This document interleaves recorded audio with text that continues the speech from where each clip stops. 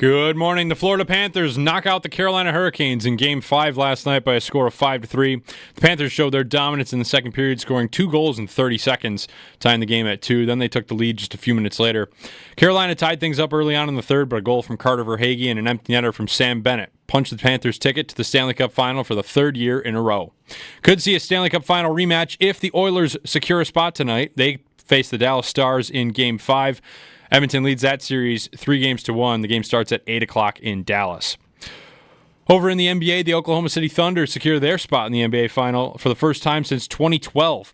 They beat the Minnesota Timberwolves last night, 124-94. Shai Gilgeous-Alexander led the way for his team, the Thunder, racking up 34 points in the game. The New York Knicks enter a win-or-go-home scenario tonight at MSG in New York City. The Indiana Pacers currently lead that series 3-1 with Game 5 tipping off tonight at 8:30.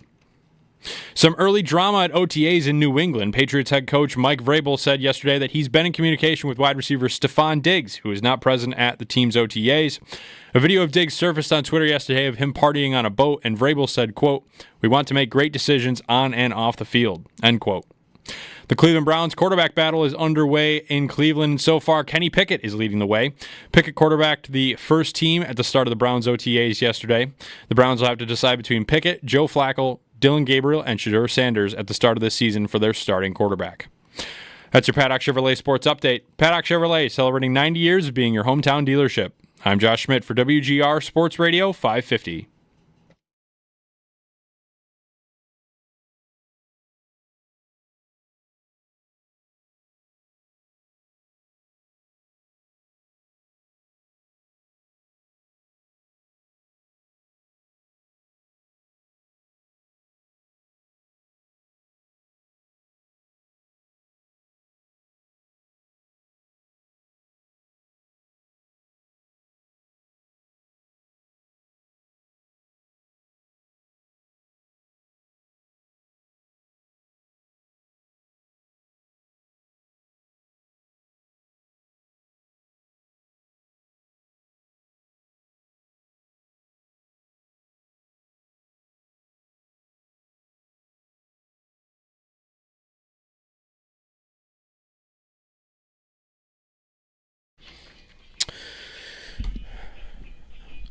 It's another wet one out there this morning.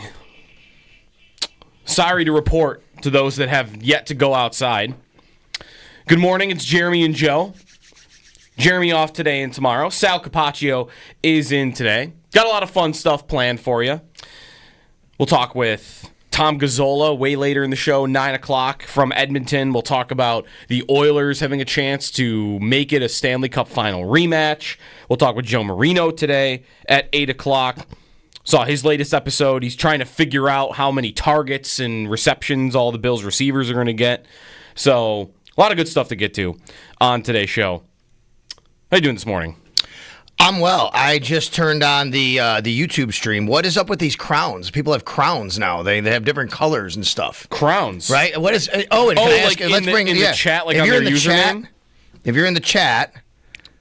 And on the chat. I'm looking at, by the way, the bullpen. Hey, we are on YouTube, by the way. If everybody doesn't know that, go to YouTube. Watch us on WGR 550 on YouTube. And this is a way for anybody.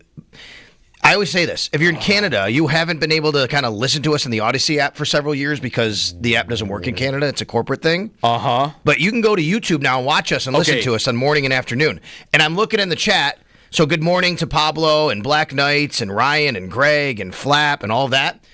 Oh, and what is it with these purple crowns that these people have now? I got to tell you, I have no idea. You didn't Sal. do this. I did not have anything to do with this. Quick thing. So Yes. you're in that chat? Yes. You see next to top chat a little something XP. Ooh, yeah, I see that. Click that. Oh, wow. There is There's a leaderboard. community leaderboard in the chat. Bullpen leaderboard. The bullpen leaderboard. We got games going on now. There's a bullpen leaderboard. So here, I can read us what the community leaderboard and XP is. Okay. So what's the leaderboard? A place for fans to stand out in the community. The top 3 get special badges in the live chat. It resets every stream, so you can always try again. You gain points by sending messages, sending super chats, and super stickers.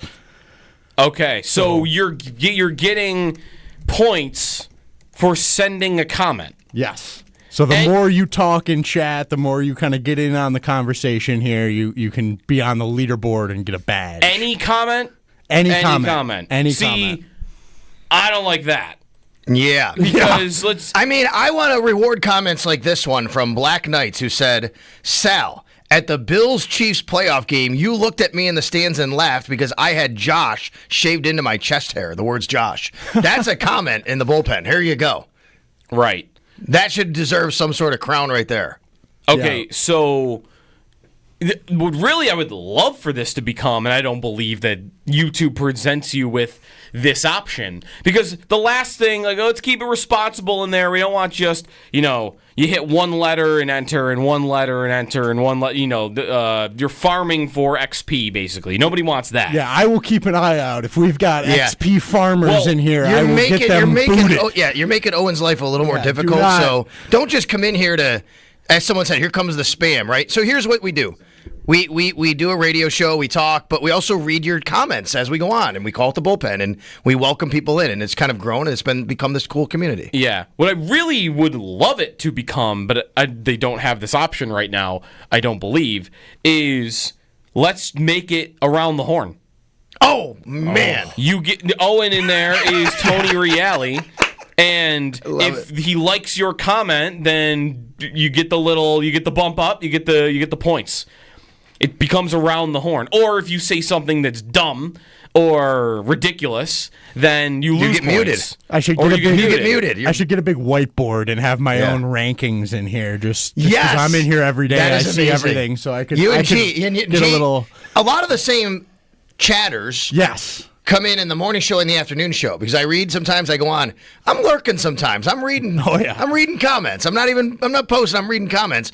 A lot of the same people come in the morning show and in the afternoon show. Yeah, we've got a crew of real good, solid people. AC Man's in there. Yeah. I don't want to leave any names out. Coach is always in there. We got a lot of people in there all the time. So come on in, join it.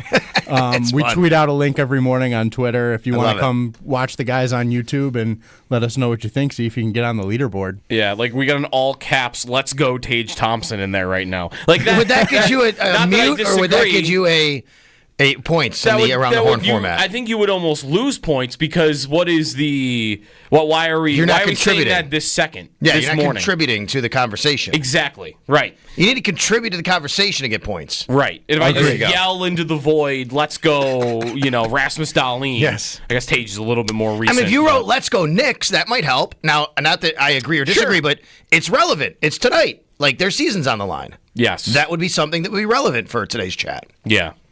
So I would love to see it become around the horn, but maybe we'll see if we could figure out a way to. We'll work on that. We'll brainstorm some ideas and see what we can do on it. But head over to YouTube and participate if you would like to. I know if you're driving around, obviously don't do that. No, that's right. But I do participate sometimes. I pop in, I say hello. We read what's going on, but we're trying to do the show and we try to interact a little bit. So we are in there, and every once in a while we'll pop in and say hi or answer a question. Yeah, definitely. By the way, this is not where I was going to start. I wanted to get to this a little bit later on. I'm sorry. I totally did. I love this. I love this. I veered you off the exit, the wrong ramp there. Do you have any feeling or emotion about Around the Horn going off the air this week? Was that ever your show? It was, but it's been a long time. Yeah. There was a time period where it was Around the Horn and PTI I watched, pretty much every day. Yeah. Staples. Most regular basis. I remember Max Kellerman on Around the Horn. Max Kellerman was the host before Tony Reale. As the host? Yeah, I believe he was, wasn't he? I don't remember that. Oh, maybe he was just on it a lot? And Tony Reale's also been doing it since 2005, so Yeah, I think it started a year before that, or? Okay, because I wouldn't remember that then probably, because I'm 8 or 9 years old. Let me see. I believe he did. Okay. But anyway, I think that Max Kellerman was the host for a year, if I remember here. Max Kellerman was the original host, yes, in 2002. Okay. And I remember that, when that started. And Max Kellerman, if you don't know, he's not around as much anymore. He's a big boxing analyst as well. He's not around at all, actually, for the last 2 years. Yeah. Do we know why? Because it's something about his buyout that he took from ESPN. Oh, that basically if he signed up to work anywhere else, he wouldn't get any money. He wouldn't get the money from ESPN, Okay. so he decided I'll just take 2 years off. Okay. So I think actually there's a date. Like you'll see Max Kellerman pop up in the media again because his buyout ends like coming up sometime soon. So anyways. to answer your question, I was not as emotional as a lot of people were about the ending of the show. Yeah. But I was reminiscent and fond of it, and thinking about it. And my emotion came from feeling really sad for the people, knowing how much it meant to them. Not for me selfishly watching it. Like I haven't watched it in a long time, really. I turn it on once in a while. I'm home, I'm bumping around, I'm listening to the show with Bulldog, I'll have it on, whatever. I felt really bad for Mina Kimes, for Tim Kalishaw, for Woody Page. For all these people who I've watched on the show, and it means a lot to them. And when, in any walk of life, in any business, when you are with somebody who you know that they love what they do, and it's taken away from them, and they leave, or for whatever reason, that's sad. Yeah. And in this business show, it happens a lot. We see people, we know people in this business who every day, every week, we hear, I'm no longer working at whatever radio outlet or TV outlet or media, and they love what they do. That's where my emotion came from. Yeah. And this show, I mean, they did a great job, I think, with their send-off, like showing all the producers and all the people who've worked on that show for like 25 years.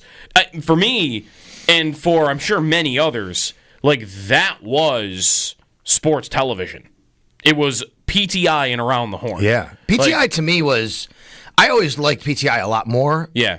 I mean, a lot more, that might be strong, but that was more my style. Sure. I didn't love the game show format of the way Around the Horn went, but I enjoyed listening to their opinions. Right.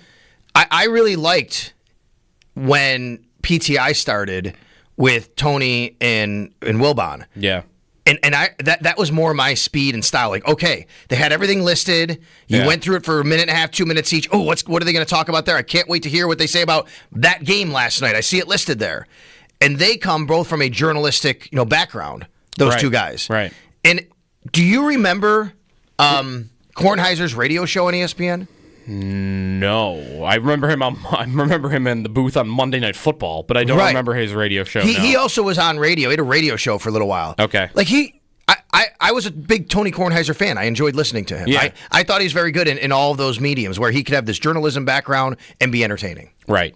Which that is one area that Around the Horn that gave you that, and it was rotating sometimes, but you had guys from a journalism background that were all up there from different parts of the country before Twitter exists, right? How often are you going to get 4 competing thoughts and opinions from different points in the country in 2004 or 2005? You don't just have Twitter for that, or other mediums. So, I mean, groundbreaking is one way to put it. I don't want to overstate it. But those two shows, that's me growing up with sports television. Yeah. And one of them being gone is definitely sad. I hope PTI doesn't go anywhere. Not that I watch it every day, but I'll flick it on once in a while in the background. Wilbon and Kornheiser, I feel like they still got it. They're still with it. So Around the Horn being gone is sad. Also because I don't know what Tony Reali does otherwise. And I like Tony Reali. Right. He's been doing the media circuit now since then. Yeah. He's gone on. He went on Rich Eisen. They asked him about... It was really interesting. Like, they asked him how he found out the show was ending.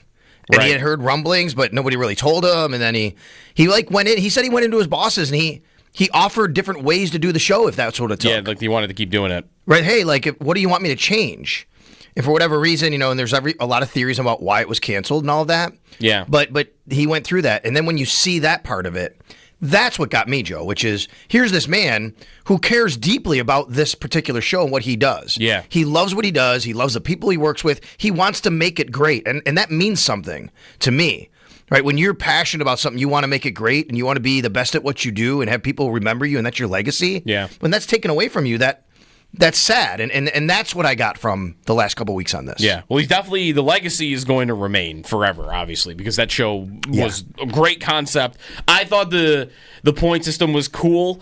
And also, I feel like Reale did an awesome job with that over 25 years, like giving out the points, and like he was very composed with it the whole time, I would say. So that went off the air this week. And then on the, I've always said, and they brought it back. I saw it on Twitter last week. I retweeted it.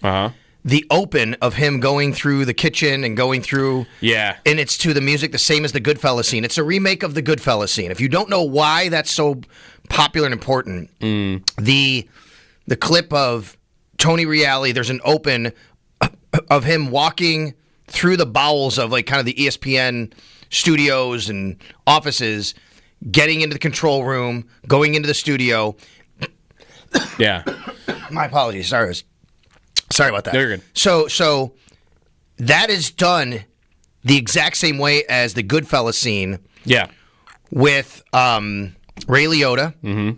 And now I can't think of her name now. Can't think of her name, but she played Melfi on Sopranos. And they're walking through the kitchen, and it's the same thing. Anyway, one of the greatest kind of bits, I think, and that was on that show. Yeah. Yeah, that was very cool. It was very cool.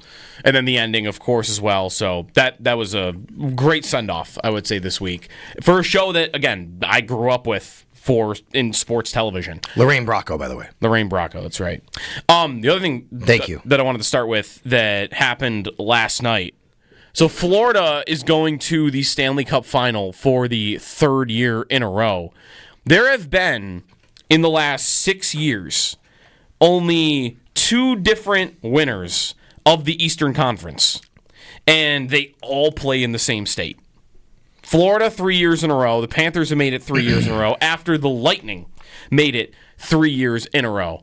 And I don't know, like, do you have any, thoughts about that being, down south and the taxes and the palm trees, right? Because we had that with Kevin Adams this year. Like, I guess basically, how has this happened that these 2 franchises that play in completely non-traditional hockey markets, one of which had a pretty rough history. I heard a stat yesterday before the Panthers won the game. They were on 2-0. That they won 4 playoff series in their first 28 years of existence. 4 playoff series.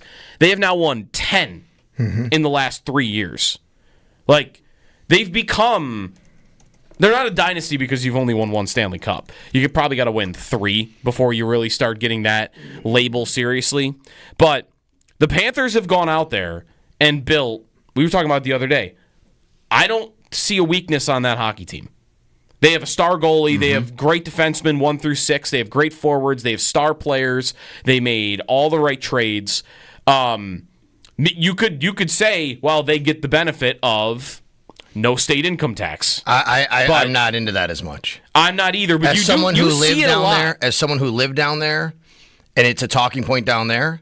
Yeah, I'm not. I look around all of sports. Why aren't the Rays better? Why aren't the Dolphins better? Why aren't the Buccaneers better? These teams have had a little bit of success here and there. Sure. The Buccaneers are okay right now. Yeah. I don't. And I look at the history of these 2 teams.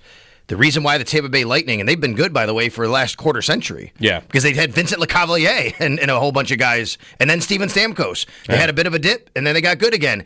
And they made good deals, good trades, and good draft picks, and good development. Can you tell me, I'm looking at the Panthers build right now. Sam Reinhart was a trade. Right. That's right. Barkov was a draft pick. Kachuk was a trade, and they gave up Jonathan Huberdeau, by the way. Right? I mean, like, that was something they got panned for in a lot of circles for doing. Right? I mean, what was Verhaeghe was a trade, I believe, right? Verhaeghe, I think, was a trade, yeah. I mean, Seth Jones was a trade. Are these guys signing big free agent contracts because of no state tax? No. You, in one instance, maybe Reinhardt signed for a little less than he could have on the open market. To stay. To stay, right. And that they didn't acquire him like that, though. No, that's right. And they also he might not have, in other markets, you see guys stay for a little less than what they would get, the hometown discount, if you will. They were fresh off a Stanley Cup final. So I want to go to your question about... It might not even have been his biggest motivation. I haven't... Ever since Kevin Adams made that comment, I've touched on it here and there. I've never really gotten into it and talked about, like, kind of in full breadth of it. Sure. And yeah, I have, my opinion is what he said, he shouldn't have said. He's not completely wrong in what he said, which is, unless you win, right? If you don't win, you better have a better reason to go somewhere. Right. Because, Joe, that's the number one reason. Guys want to go to a place they're going to win. Right. They want to go to a place where it's not, I'm sure there's some players, there's too many players in the league and all these leagues who say, yeah, I mean, you would be naive to think that there's not a guy that goes, I just want to go there because I can make a little more money and I can live on a beach. I can go on my off days, I could sit on the beach. No doubt. Yeah. There's no doubt. I'm sure that happens in some places, right? Yep. I think it's about winning more than anything. That's what guys want. They want to win. They want to be in a place where they feel they have a chance to compete for championships and be in a place where the people around them are having that goal. It doesn't go for every single person, but I think that's the main point. I don't agree with what Kevin Adams said. I'll say it. I don't think he should have said it. Those words are going to ring for a long time here in a bad way in Buffalo. His overall point was not incorrect, which is if you're not winning, okay, that's the number one thing. You better have, that's other reasons why people want to come to you. Yeah. And because we also have higher taxes and you think about the weather, those aren't reasons to come here. The reasons would be the winning, and we're not doing the winning. Exactly. Yeah, that's true. I agree with pretty much everything that you said. I mean, the only reason that the Sabres could give somebody that to come here, that if you know, you look at their motivations and whatnot, if you don't have the winning component, well, one thing you could have that they have not typically acted on, at least in the last 5 years especially, well, one motivation you could give somebody is money. You could get more money from that team than anybody else. That what I'm saying is you could overpay for guys. That would be one way to get them. That is probably not prudent, probably not smart business to do, giving a guy... I mean, Sam Bennett is going to be a free agent at the end of this year. He scored his 10th goal for the Panthers in the playoffs last night. He now leads... I think I heard that. I heard it on the broadcast. I should double-check it, but they said he leads the NHL playoffs in goals. Sam Bennett. He'll be a free agent. You could give Sam Bennett a reason to think seriously about coming to the Buffalo Sabres, but what reason are you going to have to give him? Because he's not coming here because, oh, look over there. I really love what they got going. Like, he's not going to think that about this, from where he's coming from. You have to have him value the money more than anything. I don't want to say more than winning. I don't think that sounds right. But it has to be able to something to offset the fact that you might not win for a couple of years. You better give him a reason. Chance. There's not as big of there's obviously not as great. Not as great of a chance, right? To win. Yeah, that's right. You're going there to try to help a team win and say, I want to be the agent to turn around, right? I want to be the catalyst to help, no doubt. But something's got to kind of offset that, because right away you're like, okay, if I'm going there, if I'm doing this, it's got to be worth what I'm doing. I think Buffalo actually does have a unique thing for hockey players, which is being so close to Canada and Toronto and Ontario, where so many guys come from. Like, I mean, that to me is a draw for a lot of these guys. Yeah, I do think that has worked for them in instances. I'm not sure it happens as often as, you think it could, but right. Like when Jeff Skinner signs back with the Sabres, it's a lot to do with the fact that they gave him $9 million a year. But I had remembered him talking about how he likes the fact that he plays an hour and a half from where he grew up, because Skinner's a Toronto kid. Bennett, by the way, is a Toronto kid too. I mean, a lot of these guys, look at a lot of them McDavid kind of wanted to come here. His billet family in Erie were Sabre fans. I mean, they were this area, right? Like yes. That was in between where he's from and his junior team. Yeah, I remember that. So when you look at them, they're going to the finals for the third year in a row.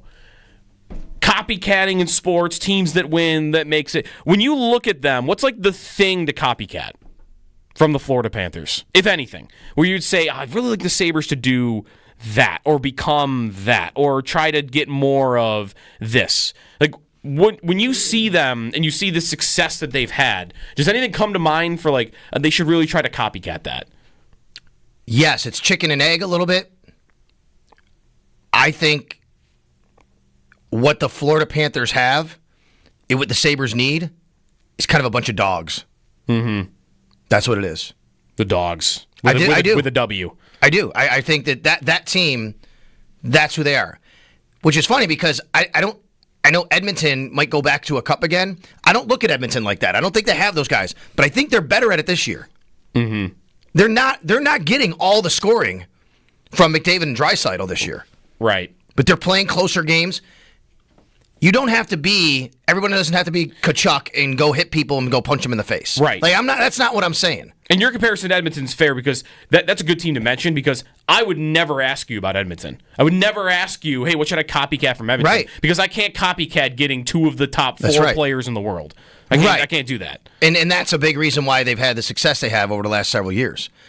I mean, they have really good players in Florida, but I mean, like they have guys who just. They want to go out there and beat you up and score goals. And again, I'm not saying I want to go back to 1980s, everybody punching each other. Right. What I mean, though, is like, holy cow, when people talk about being tough to play against, it doesn't matter who they roll on the ice. It doesn't matter what situation it is in the game. Like, they're gonna make you play every single foot of the ice and every single second of the game. Yeah. And they have talent to do it, too. It's not just a whole bunch of guys that run around checking people. Oh, no, yeah. They have the couple. I mean, really, as much credit as the Kachuk trade gets and should get for turning around the type of team that is, because before they trade, still to this day, that is the ballsiest, one of the most impressive trades that I have seen from a GM in the league. Not just because that they won the trade and they got the better player in the deal. It's the willingness that not every GM would to trade your all-time leading scorer in franchise history after making the second round of the playoffs, who was coming off, what did Huberdeau have that final year? 115 points. Joe, they got blasted for that trade by a lot of people. By some, yeah, definitely by some. His willingness, I'll face the music. I'll face the music on I'm trading a super popular player that had a great season because I just think our team needs to be built differently. They go from a finesse offensive team that had amazing regular season success and won rounds in the playoffs, won a round in the playoffs each year, to, that's not going to win us a cup. I need what you're saying. I need dogs. So let me go get. Do you agree with Matthew me? Kachuk is like the king of the hill on that. Do you agree with my assessment? I do. I do think they don't get as much credit for something that they should. And you kind of spoke to this. They made, and one of them was with the Sabres. They made a couple of moves for some very top end offensive players that their power play is always good. They always get the goals. On top of wanting to beat the snot out of you after every single whistle. And I think if you look at Verhaeghe and I think if you look at Reinhart, those are the two moves.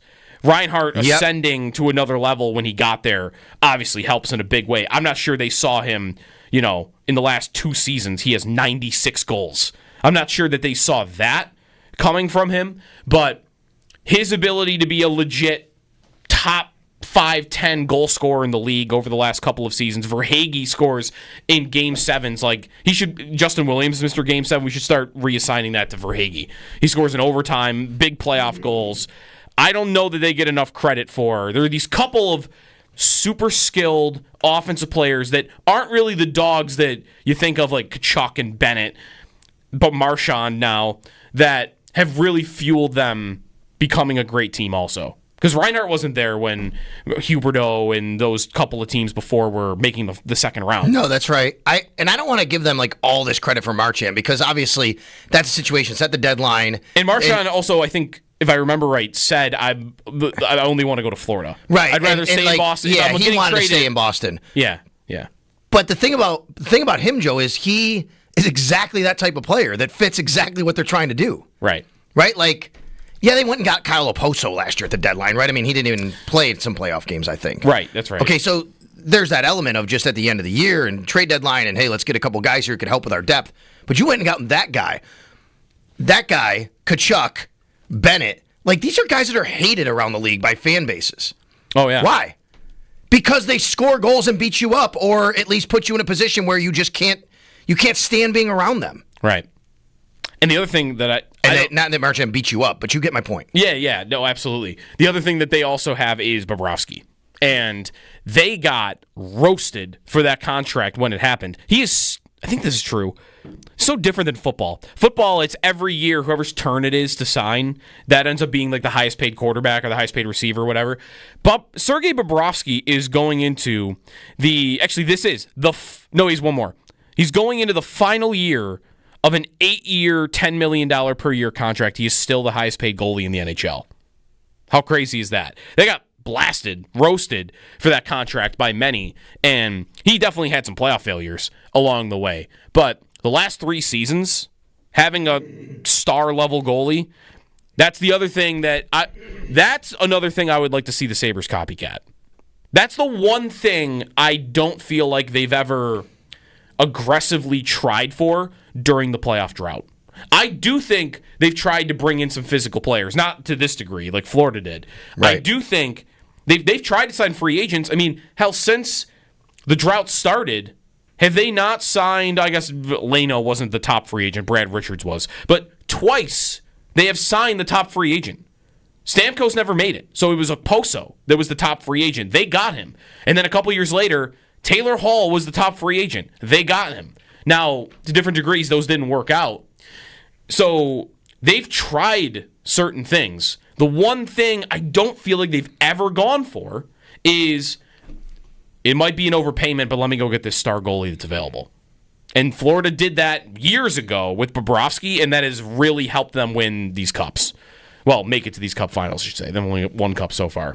803-0550 is the phone number. We'll get back to some hockey a little bit later on in the show. If you've got a thought on this, though, feel free. You can get in.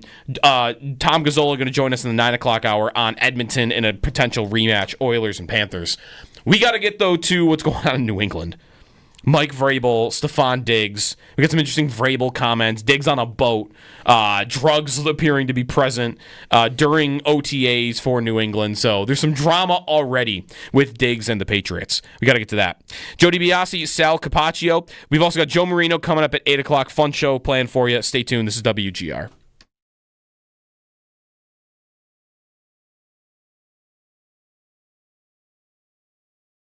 So Florida is going to the Stanley Cup Final for the 3rd year in a row. There have been, in the last 6 years, only 2 different winners of the Eastern Conference, and they all play in the same state. Florida 3 years in a row. The Panthers have made it 3 years in a row after the Lightning made it 3 years in a row. And I don't know, like, do you have any thoughts about that being, down south and the taxes and the palm trees, right? Because we had that with Kevin Adams this year. Like, I guess basically, how has this happened that these 2 franchises that play in completely non-traditional hockey markets, one of which had a pretty rough history. I heard a stat yesterday before the Panthers won the game. They were on 2-0. That they won 4 playoff series in their first 28 years of existence. 4 playoff series. They have now won 10 in the last 3 years. Like, they've become. They're not a dynasty because you've only won 1 Stanley Cup. You probably got to win 3 before you really start getting that label seriously. But the Panthers have gone out there and built. We were talking about it the other day. I don't see a weakness on that hockey team. They have a star goalie. They have great defensemen 1 through 6. They have great forwards. They have star players. They made all the right trades. You could say, well, they get the benefit of no state income tax. I'm not into that as much. I'm not either. But as someone who lived down there, and it's a talking point down there. Yeah, I'm not. I look around all of sports. Why aren't the Rays better? Why aren't the Dolphins better? Why aren't the Buccaneers better? These teams have had a little bit of success here and there. Sure. The Buccaneers are okay right now.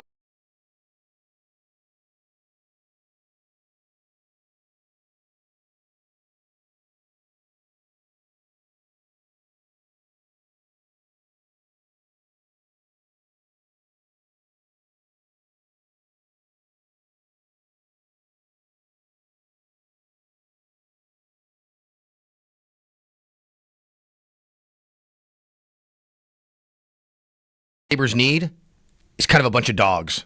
Mm-hmm. That's what it is. The dogs. I do. With a W. I do. I think that team, that's who they are.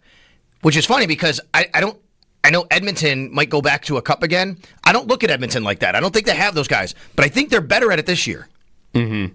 They're not getting all the scoring from McDavid and Draisaitl this year. Right. But they're playing closer games. You don't have to be, everyone doesn't have to be Kachuk and go hit people and go punch them in the face. Right. That's not what I'm saying. And your comparison to Edmonton's fair because that's a good team to mention because I would never ask you about Edmonton. I would never ask you, hey, what should I copycat from Edmonton? Right. Because I can't copycat getting 2 of the top 4 players in the world. I can't do that. And that's a big reason why they've had the success they have over the last several years.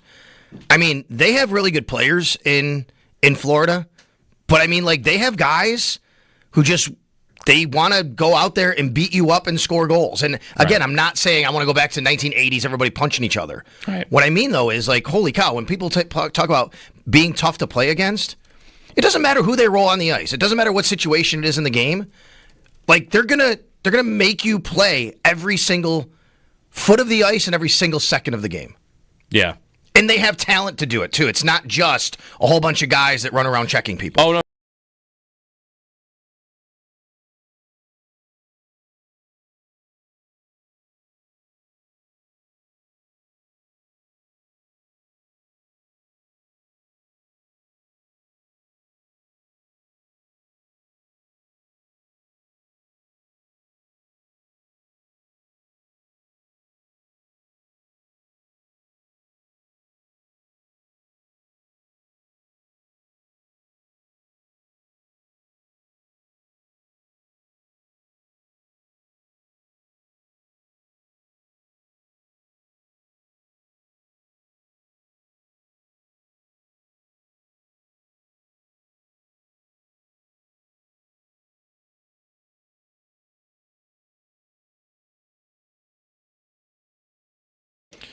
The Florida Panthers are headed back to the Stanley Cup Final for the 3rd year in a row. They knock off the Carolina Hurricanes last night in Game 5 by a score of 5-3.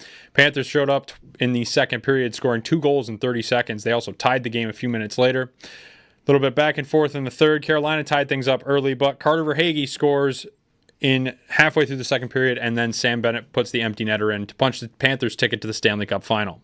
The Oilers could also go to the Stanley Cup Final with a win tonight if they beat the Dallas Stars. That game starts at 8 o'clock tonight in Dallas. Edmonton leads that series 3-1. Over in the NBA last night, the Oklahoma City Thunder secured a spot in the NBA Finals for the first time since 2012.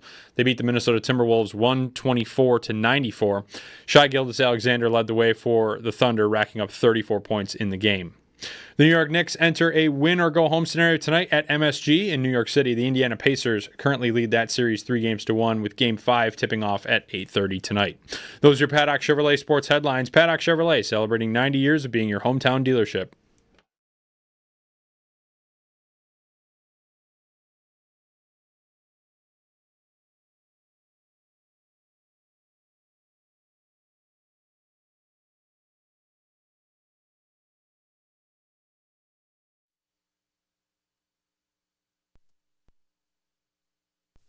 There's Seth Jones setting things up top. Now Ekblad. Ekblad shoots, score! Deflected in front on the power play. The Panthers are on the board. Remember, Florida failed to get it clear on the one faceoff, and Carolina wasn't able to take advantage. Here's Bennett towards the net, score! Rodriguez! We are tied at 2. The Panthers punched their ticket to the Stanley Cup Final for the 3rd consecutive season. And they did it, 5-game series. Remember last year when Rod Brindamore tried to exclaim that they didn't get swept by Florida because the 4 games they lost? I remember that. The 4 games, he took offense to someone saying they got swept in the media because... the 4 games were close. He didn't like the idea that they got destroyed because all 4 of the games were close. Like, that's not how that works. That's a sweep is when you lose in 4, you lost in 4. don't remember this at all. Oh, it was hilarious. It was. I think it was last season. Well, congratulations. You didn't get swept this year. You lost in 5. That's right. That reminds me of, do you know the story of when Rex Ryan was on a radio interview with Shope and the Bulldog one time? Oh, yes, and I do. Bulldog said to him, like, you got run over. You got run over, meaning like you got beaten really badly by a Tom Brady. And he took such offense to that, thinking they didn't run the ball on us. Like we stopped their run game. Dude, he scored 50 points on you throwing the ball, basically, or whatever it was. Yeah. Yes, that Which reminds tell me you of that. all that all you need to know that, the idea that one was easy. Like, that it's somehow so much worse if you lose that way, getting run on, as opposed to getting passed on every play that game happened with. I do remember that with Rex. Brindamore is NHL Sean McDermott. He is totally NHL Sean McDermott. He came in there and changed the culture and got success out of them. He didn't do it with a Josh Allen, so there's not that component of it. But every year they made the playoffs with Brindamore as the coach, and they just can't get to the final. Every year they come close, and they can't quite get there. What are they missing? I have a thought. I'll tell you what I think. I think they're truly missing. You said it the other day. Yeah. They don't have that true guy to kind of get them over the top. Yeah. You know what I mean? And I know that you could look at, I think Barkov could be considered, Kachuk and Barkov could be those guys. I mean, the Panthers have superstar players. Like, they don't have. They don't in Carolina. Right. You said that the other day, and I agree with that. They don't have Barkov. They don't have. Kachuk's not healthy right now. You could totally tell. But when he's playing at his peak, he is that. I mean, even, honestly, Sebastian Aho is a very good player. How much better is he than Sam Reinhart? Sam Reinhart scored 57 goals last year. What do you think Aho's career high is? 38. Good player. Like, very good player. Scores 30 goals almost every single year. But even he hasn't had a year that another one of the Panther players had last year. And Barkov helps that, right? Reinhart getting to that many goals and power play.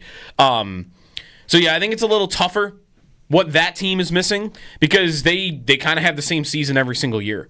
All their advanced numbers look amazing, and they win a round, and they lose in the second round, or they get smoked in the conference finals. The other thing for them is probably goaltending. They haven't had. They have to, because of the way that everything is built. What we just said. Yeah. They don't have a goaltender to kind of bail them out when everything isn't, when they aren't at playing at that highest level. Expect that they are going to be one of the most aggressive teams for Mitch Marner this summer. Oh, really? Like, we'll talk about him for the Sabres, but there was a report that the Hurricanes were trying to trade Rantanen to Toronto at the trade deadline for Marner, and that Marner wasn't willing to. Here we go. Marner was ultimately declined the trade, citing his desire to stay in Toronto, at least for the remainder of the season. Well, now he has a choice, though. Now he has a choice. Right, and he could go there now if he wants. Or say, I don't want to. If that's the case, what I'm saying is, he may say, I don't want to go play down south. That's true. We just talked about, like, the proximity thing, right? Yeah. That could be it. Or, you're right, maybe at that point, like, hey, not ready for that, want to do here with these guys, and we'll finish it out. Also, you were telling me in the break the list of free agents for next offseason in the NHL, and it's not, those guys can't even sign until July 1st, so a huge chunk of them will get signed between now and then. McDavid, for instance, is on that list, and he'll re-sign at Edmonton, I'm sure. But, like, Jack Eichel's on that list, and I'm not so sure that he'll stay in Vegas. I kind of think Boston, of course, going home. I think the Rangers are a very big player for Jack Eichel if he gets to free agency. Couldn't you see Carolina making a huge bid if he were to make it to the open market, though? And there are other guys on that list, too. So, yeah, I guess that's what Carolina's looking for. I mean, I don't lose any sleep at night, though, with the Hurricanes not being able to get over the hump. You know, I still hold my 2006. I know you do. I still hold my 2006 I'm not. bitterness. Hey, I'm there with you. I don't hate them anymore. Like, I don't hate the team on the ice now. They're good, but they can't quite get over it. Quick, while we're on hockey, we'll get to Stephon Diggs and the Patriots at 7. I want to get to that very quickly.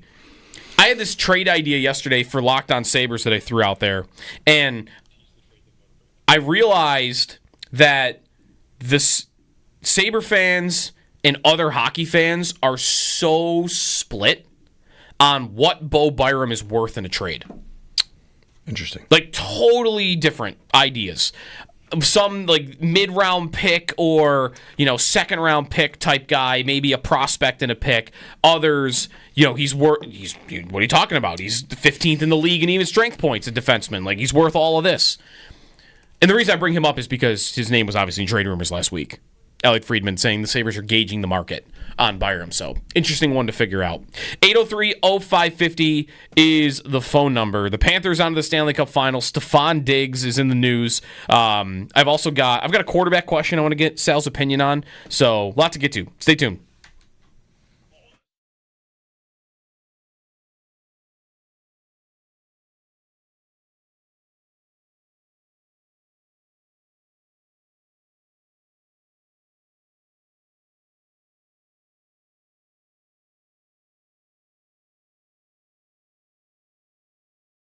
The story at wide receiver up until all of this was Keon Coleman and the comments that Sean McDermott and Brandon Beane had postseason, Andy. And then yesterday, McDermott really talked up Keon Coleman and what he did this offseason.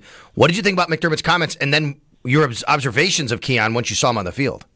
Yeah, I think it's a really positive sign, Sal, that all the sort of outward criticism or constructive criticism that McDermott and Beane gave about Keon Coleman, which is more than they usually give during the offseason, after the season ended and at the combine, at the owners' meetings, all those sorts of things. They were asked and talked about it many, many times that they needed to see more out of Coleman. They liked where he was heading towards in that Seattle game. Then he gets injured against Miami, and then things tailed off when he came back from that. And for McDermott to say, look, I'm proud of him.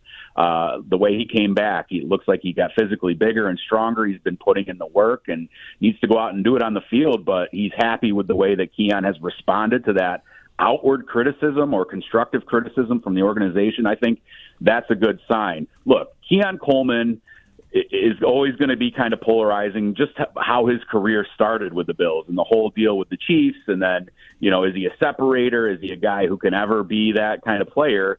But if they can work to maximize his skill set, I think, that's going to be a big thing. Is he ever going to be a number one, top dog kind of player? I don't know, but he certainly has skills to be a good NFL wide receiver. And I don't think by any means he had a bad rookie year. I think, he had a decent rookie year, and there's more to grow on given the injury and given that he's a young player. I think he only just turned 21, 22 years old. I mean, he's very young, and there's a lot more to grow there. But they do need more out of him because they're going to really rely on him at that X receiver position, because I think he's their best and perhaps their only real option at that position, which is a guy who can block, who can do some of the dirty work, and who can get open downfield as well. So when you look at them, they're going to the finals for the third year in a row. Copycatting in sports, teams that win, that makes it. When you look at them, what's like the thing to copycat from the Florida Panthers, if anything, where you'd say, I'd really like the Sabres to do that or become that or try to get more of this? Like, when you see them and you see the success that they've had, does anything come to mind for like they should really try to copycat that? Yes, it's chicken and egg a little bit. I think what the Florida Panthers have and what the Sabres need is kind of a bunch of dogs. Mm-hmm. That's what it is. The dogs. I do. With a W. I do. I think that team, that's who they are. Which is funny because I know Edmonton might go back to a cup again. I don't look at Edmonton like that. I don't think they have those guys. But I think they're better at it this year. Mm-hmm. They're not getting all the scoring from McDavid and Draisaitl this year. Right. But they're playing closer games. You don't have to be, everyone doesn't have to be Kachuk and go hit people and go punch them in the face. Right. Like, that's not what I'm saying. And your comparison to Edmonton's fair because that's a good team to mention because I would never ask you about Edmonton. I would never ask you, hey, what should I copycat from Edmonton? Right. Because I can't copycat getting two of the top four players in the world. I can't do that. And that's a big reason why they've had the success they have over the last several years. I mean, they have really good players in Florida, but I mean, like, they have guys who just, they want to go out there and beat you up and score goals. And again, I'm not saying I want to go back to 1980s, everybody punching each other. Right. What I mean, though, is like, holy cow, when people talk about being tough to play against, it doesn't matter who they roll on the ice. It doesn't matter what situation it is in the game. Like, they're gonna make you play every single foot of the ice in every single second of the game. Yeah. And they have talent to do it, too. It's not just a whole bunch of guys that run around checking people. Oh, no.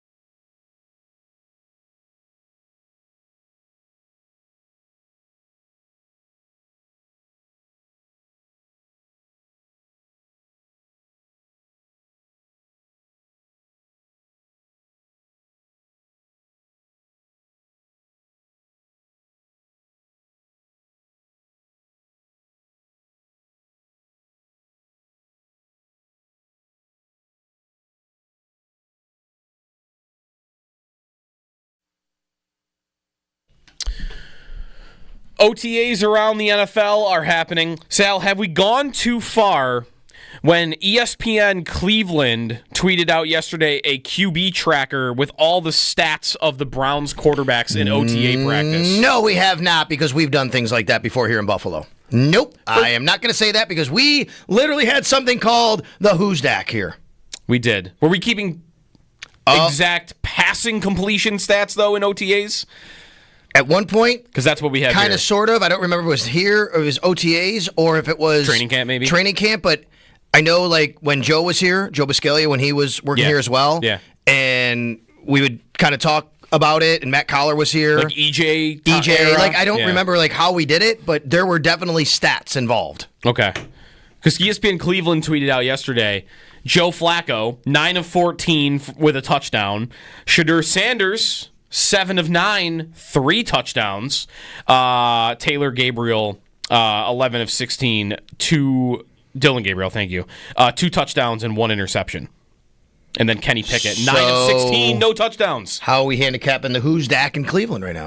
The Who's Dak, by the way, is who's the quarterback. Yeah.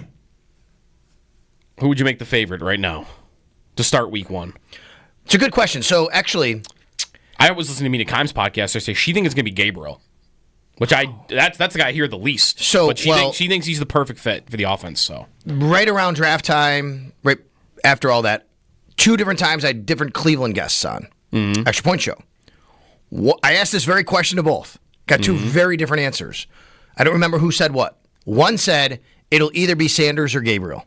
The other said it'll be Joe Flacco. Okay. Like, okay. Well, between the 2, they're ruling out Kenny Pickett then at least. Oh, wait. Maybe they said Pickett or Sanders. I can't remember. Okay. Either way, one said it's definitely not going to be Flacco. The other said it's going to be Flacco. Like, that was kind of the way it went. Okay. I think it might be Joe Flacco. I think they start the season thinking, hey, let's keep the ship afloat as much as we can and see where we go. Yeah. Right? If they kind of go into the season with one of the young guys, I think they're already knowing that there's going to be an uphill battle. Yeah, you might get something out of them. Yeah. But you might want to go with the veteran to kind of keep things afloat to start at least. Yeah. I almost feel like the least likely outcome is Sanders. Sanders is your break glass in case of emergency. The season's going off the rails, and we want to keep everybody invested. That's your Shadur Sanders move. If he's sitting on the bench and the season's going poorly because of his personality and his brand and his last name and even his profile to some extent too, he also gives you a little element of hope that you could, if you kind of only go to that, I feel like if you need it, Like, you don't have to start the year, I don't think, with him. You could get to him later on if things aren't going well. So, and they clearly liked Gabriel more in the draft process. They drafted him first. So, I feel like Sanders might be the one I wouldn't pick. I don't know how to handicap the other 3. Because just, like, what's the difference between Flacco and Pickett? For them, it's just going to be probably who looks better between now and training camp and preseason. For all the talk about Sanders and what happened in the draft, at the end of the day, might have been the best thing for him to go when he did to alleviate that pressure that he has to play right away. He's got to perform right away. Like, they could actually let him develop. Now, all the noise surrounding, I don't know how much that lends itself to that as much as a normal situation. But you're right, I think. Like, if you just let him watch, develop a little bit, work with him, I think that might be the best scenario for him. Yeah. Instead of you drafted him in the second round, so now there's this pressure that he needs to play right away from both the organization and on him. 803-0550 is the phone number. When we come back, we got some Mike Vrabel comments for you on a viral Stephon Diggs video that is got him in some hot water with New England fans already. That when we come back, Jody Biasi, Sal Capaccio, Jeremy White is off today. This is WGR.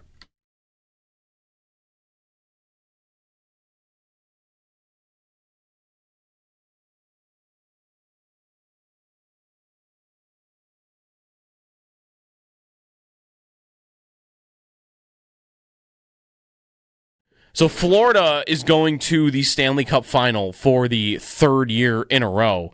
There have been, in the last 6 years, only 2 different winners of the Eastern Conference, and they all play in the same state. Florida 3 years in a row. The Panthers have made it 3 years in a row after the Lightning made it 3 years in a row. And I don't know, like, do you have any... thoughts about that being, down south and the taxes and the palm trees, right? Because we had that with Kevin Adams this year. Like, I guess basically, how has this happened that these 2 franchises that play in completely non-traditional hockey markets, one of which had a pretty rough history. I heard a stat yesterday before the Panthers won the game. They were on 2-0. That they won 4 playoff series in their first 28 years of existence. 4 playoff series. They have now won 10 in the last 3 years. Like, they've become... They're not a dynasty because you've only won 1 Stanley Cup. You probably got to win 3 before you really start getting that label seriously. But the Panthers have gone out there and built... We were talking about it the other day. I don't see a weakness on that hockey team. They have a star goalie. They have great defensemen 1 through 6. They have great forwards. They have star players. They made all the right trades. You could say, well, they get the benefit of no state income tax. I'm not into that as much. I'm not either. But as someone who lived down there, and it's a talking point down there. Yeah, I'm not. I look around all of sports. Why aren't the Rays better? Why aren't the Dolphins better? Why aren't the Buccaneers better? These teams have had a little bit of success here and there. Sure. The Buccaneers are okay right now.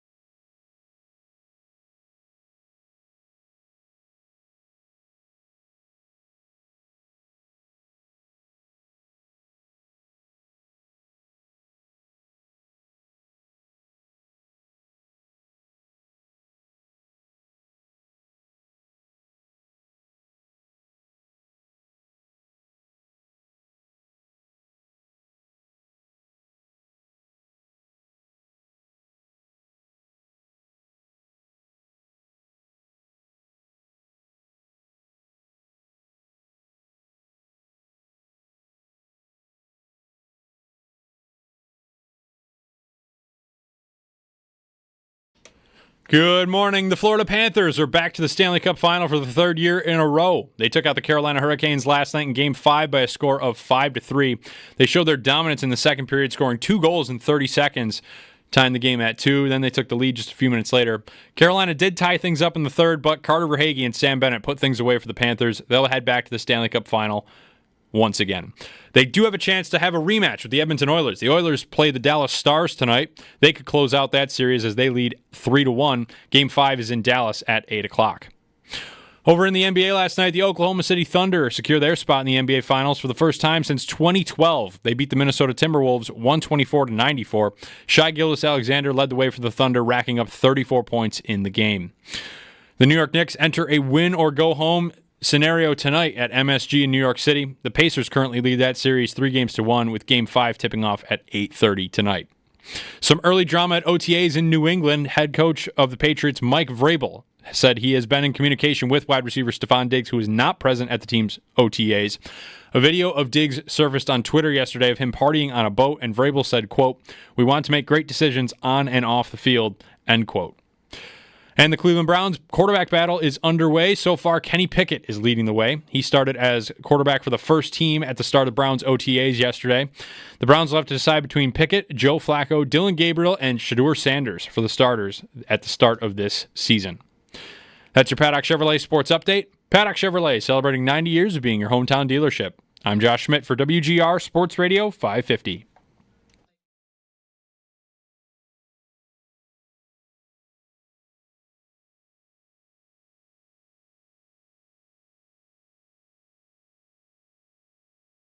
We want to make great decisions on and off the field. We're hoping that with our time here on the field today, and that when we don't have a script and we're on the call-up periods, that we're making great decisions. And so the message will be the same for all our players, that we're trying to make great decisions, and any conversations that I've had with Stephon will remain between him and I and the club. According to a video. Everything that we're going to do, Karen, is we're going to coach the guys that show up at 8, and the ones that say, hey, I got a situation, we'll be here at 8:05.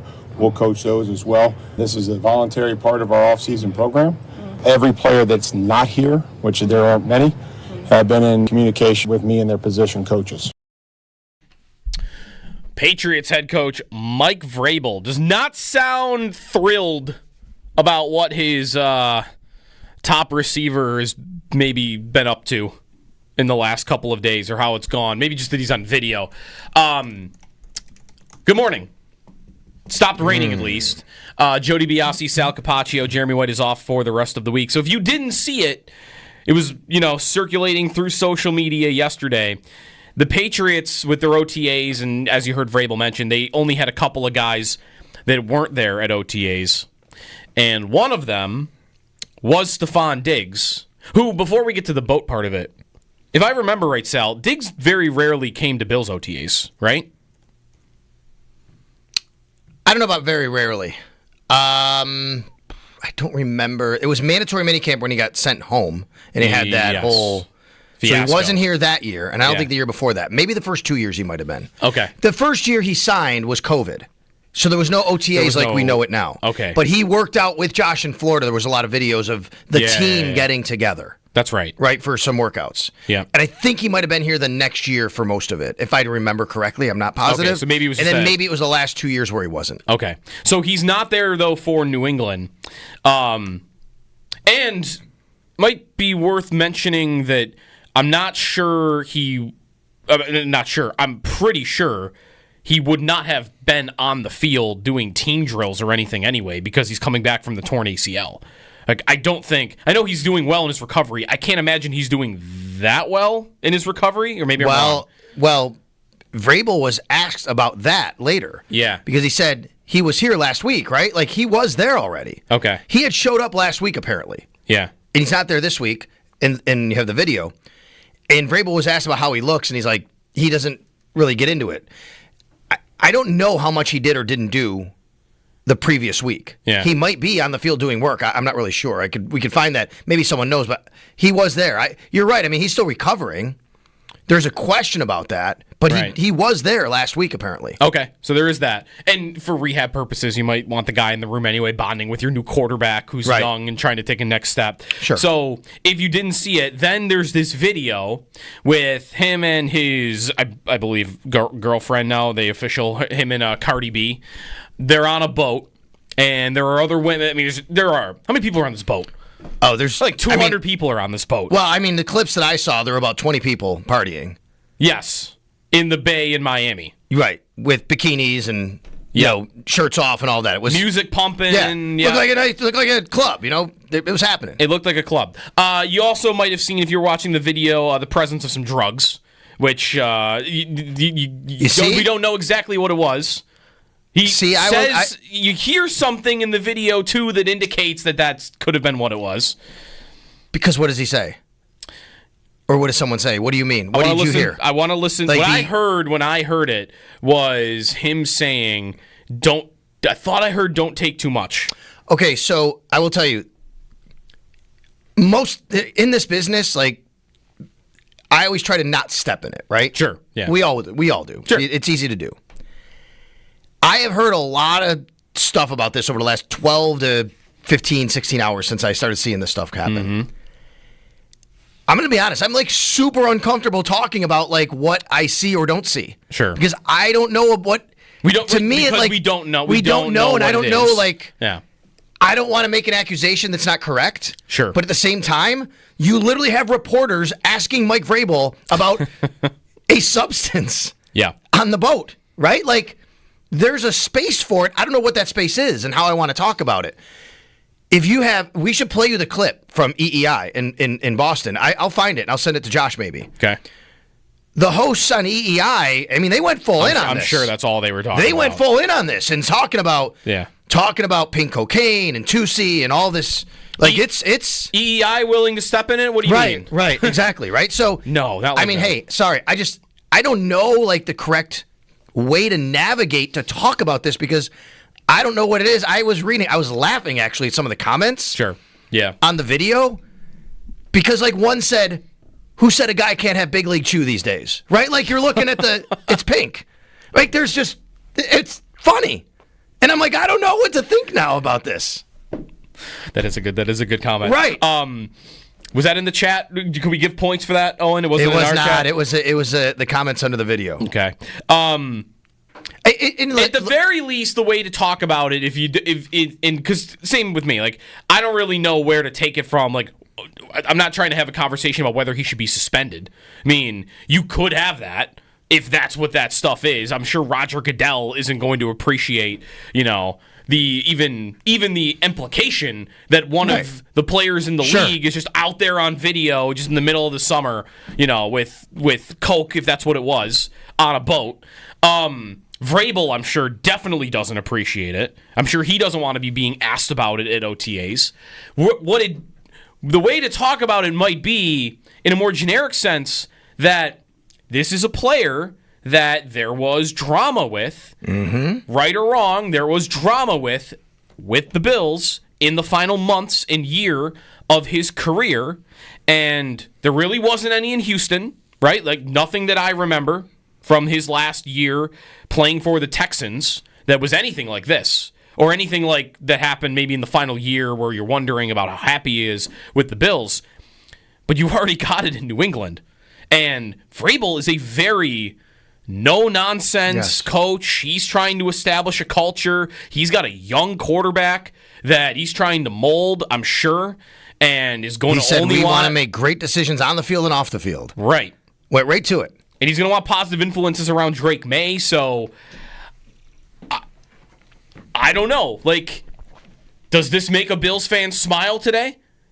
That he is already causing distractions in New England? Oh, I've seen plenty of that already. Yeah, for sure.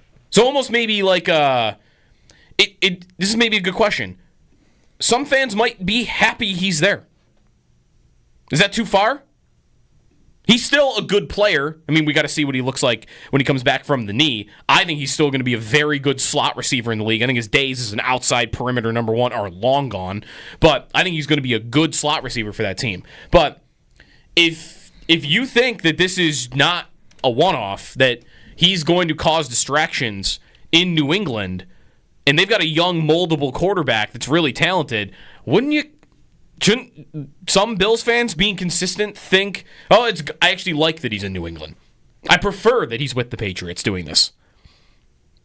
Because you think it could rot from the inside because of it, right? You think he could be combustible enough to cause problems from the inside to the outside, where this team, where you think could be the next threat in the AFC East, because they have a young quarterback, they finally might have the coach, they're not there, but they could be better than the Dolphins or Jets, but something could hold him back. This type of thing could hold him back. No doubt I think you could think that. I also think he's not our problem anymore. We don't have to discuss this. I think it's maybe less of what you said, which is right what you said, but maybe less of that versus, I'm just glad we don't have to talk about it here in Buffalo's being us. Because if that's us, this is dominating what everybody's fighting about. Oh, for sure. Right? Really, probably at any point in his Bills career, too, right? Like, I'm not sure even if, if this had happened, this video had come out while he was a Bill, before, he throws his arms up in Cincinnati and leaves the locker room early, before all the questions in the final year about whether he wanted to stay here and whether he was happy or not. Like, the first 3 years, really, right? Like, for the most part, 3 years with the Bills were pretty much drama-free. Do I have that right? Yeah, I think so. If this, though, happened even within that time period, I think it would have been a massive, I don't want to overstate it, but it would have been a story. Listen, it definitely would have been a story. What's interesting to me is when you started this segment, you said the Patriots' number one wide receiver, and you're probably not wrong, but that stuck with me. Like, wait a minute. At his age, coming off the injury, number one wide receiver, which is probably right. A lot of that for me, when I say that, is what they have around him. Like, on most teams, he is not a number one. Like, he's not a true number one in the league. Right, anymore. but that just isn't that kind of an indictment on who they have? I mean, they signed Mac Hollins. He's not their number one receiver. No. Right? I mean, they would Jalen Polk. No, he had a bad rookie year. So Kendrick Bourne, I'm sure, is still there. He feels like he's been there for like 10 years. Yes, he has. Keyshawn Boutte, yeah. Boutte, is that how you say it? Yep. Sorry. Yep. Kyle Williams, they drafted. The kid from Maryland. But that was like round 4, maybe. Demario Douglas is still there, but none of these guys. You're right. He probably outranks every one of these guys, to be quite honest with you. Listen, if there's anything that's happened over the last 12 hours that I can say has come out of this for me, it is I have learned more about pink cocaine and Tusi than I ever knew in my life, to be quite honest with you. I do like, it was funny scrolling through social media yesterday in different news organizations, articles like, what is pink cocaine? And it's just an article explaining it. Diggs has given us that. It's not really cocaine. It's really got this and that in it. And okay. I think it was amazing, like, that he was asked about it in this way. In the clip that we played. Like, the first thing out of shoot when he steps up to the podium or the mic at the press conference yesterday was a Patriots beat reporter saying, hey, there's a video with a questionable substance from Stephon Diggs, and he has to answer that. Yeah. And he's like, we're aware of it. I mean, it's just, again, I feel really weird talking about it because I don't want to make an accusation that's not correct because I don't know what's in it. But at the same time, everyone is, it is out there. It's being talked about in that manner. Right. And you open yourself up to that when you, like, Bulldog put it this way yesterday. Dude, just don't get caught. Like, because now it's out there for everybody to, make their, guesses or whatever and create their takes around it and have the coach have to talk about it and have it be a story about Patriots OTAs is not what's, not Drake May taking another step or the new coach coming in and setting a culture. It's more now about what's going on with this guy over here. Yes. Down in Miami. And I do. Hey, HBO, can you change and make the Patriots Hard Knocks, please? Can we get to that? Well, because I want to see this. One reason I would love to see that is I am very curious about the personalities between Mike Vrabel and Stephon Diggs and how those two coexist and what you get. I think Sean McDermott culture coach, and it's been a little different, in some ways, at least in the public sphere in the last 12 months. Seems a little bit more mellow, laid back at times. And sometimes it's interviews and stuff and isn't representative of what a guy is like behind the scenes. But Vrabel is just, at least in comparison to McDermott, I think this is probably true. Isn't Vrabel just a little bit more combustible than McDermott? Doesn't he come off that way? Yeah, I think outwardly, like to people, like Sean, I'm sure can be, very. He'll let his emotions like that probably more behind closed doors. Like if he's got something to say, he's just going to make sure it's not where you can see it, talk about it out in the headlines, on the field. And I think Vrabel probably a little more shoot from the hip. Correct. Yeah, gets there a little bit quicker where. And that to me is what creates a potential. I mean, this is nothing, right? Like from what Vrabel said. Vrabel saying, "I've spoken to Diggs about it. We'll coach the guys that are here." Yes. But I do wonder if there's anything more to come in terms of Diggs drama in New England. How Vrabel will sound about it. How Vrabel will act about it. Because listen, if Joe, he signed a 3-year deal too. By the way, who did? Diggs. Oh, Diggs did. Yeah. That's right. 3 years, $69 million. Now I think they can get out of it after a year. It's a little bit. It's a penalty, but not a ton. I'm sure they have outs. Yeah, there's a way to do it. By the way, thank you for some tweets and comments here. Here's a tweet from Jake getting connected with our fans. Brought to you by Northtown Kia, Western New York's #1 Kia dealer. Shop online at northtownkia.com. Jake says pink cocaine is not cocaine. It's a synthetic hallucinogenic drug like LSD. Not that it makes it any better, but just so we are clear. Yes, Jake, I know now because I've learned this over the last 12 hours. But thank you. That's exactly this. You are one of many people I've learned this from, and I appreciate that. But I never knew this. If you had said to me a week ago, if you had mentioned the words pink cocaine, I'm thinking it's cocaine that's pink. Right. That's not the case, apparently. I would have thought the same thing. I guess that's not the case. It's made up of other drugs. Yeah. Well, we'll see if we get anything more from Diggs and the Patriots this year. I'm going to be his play in the field. And look, I'm going to be consistent in what I've always said about these kinds of things, whether it's a Bills player, a Patriots player, a player that you like or hate or whatever, which is it's OTAs. It's voluntary. Yeah. He doesn't have to be there. That wouldn't bother me. If I'm a Patriots fan today, if I'm a Patriots reporter, if I'm on WEEI today, I am not at all concerned that Stephon Diggs isn't at OTAs. You'd love everybody there. I'll say the same thing I say about Josh Allen maybe not being there when he has a wedding or somebody else having whatever they have. Rasul Douglas didn't show up to OTAs last year. That's fine. They don't have to be. These guys work year-round. They know all of they know their body. Nothing wrong with that. If Stephon Diggs wants to be on a boat in Miami Memorial Day weekend during OTAs, I would have zero issue with it. What happens, though, is when you get a video like this and it becomes the talking point of, wait a minute, like, yeah, you can be away, but now we're talking about and questioning your judgment on what you're doing when you're away. Yeah. That becomes a different story. It's not that you have to be there, but do what you want, dude. I don't care what they do kind of on their off time. Go. It is their off time still. It's voluntary. But I do care, and I would care, and you should care, if all of a sudden you have to start talking about one of your top players making really questionable decisions during that time. Yeah. It also could be could just be a boat thing. Remember the Beckham Giants boat picture? Is it just something about boats? Maybe, is that it? Being on a boat just comes off differently than what if he was on a hike? The Giants have not been back to the playoffs since that picture. That's true. And everyone remembers that picture. It was talked about in that Giants were in the playoffs game 2 years ago. Yeah, well, wait, that's right. Sorry. Right? Maybe it's they haven't won a playoff game. Oh, maybe. No, they won a game. They beat the Vikings. Yeah, they beat the Vikings. Okay, well, then I guess it's dead, and I just forgot about it. It was a thing. There is something about that, giant streak, but whatever. I'm not a boat guy. Are you a boat guy?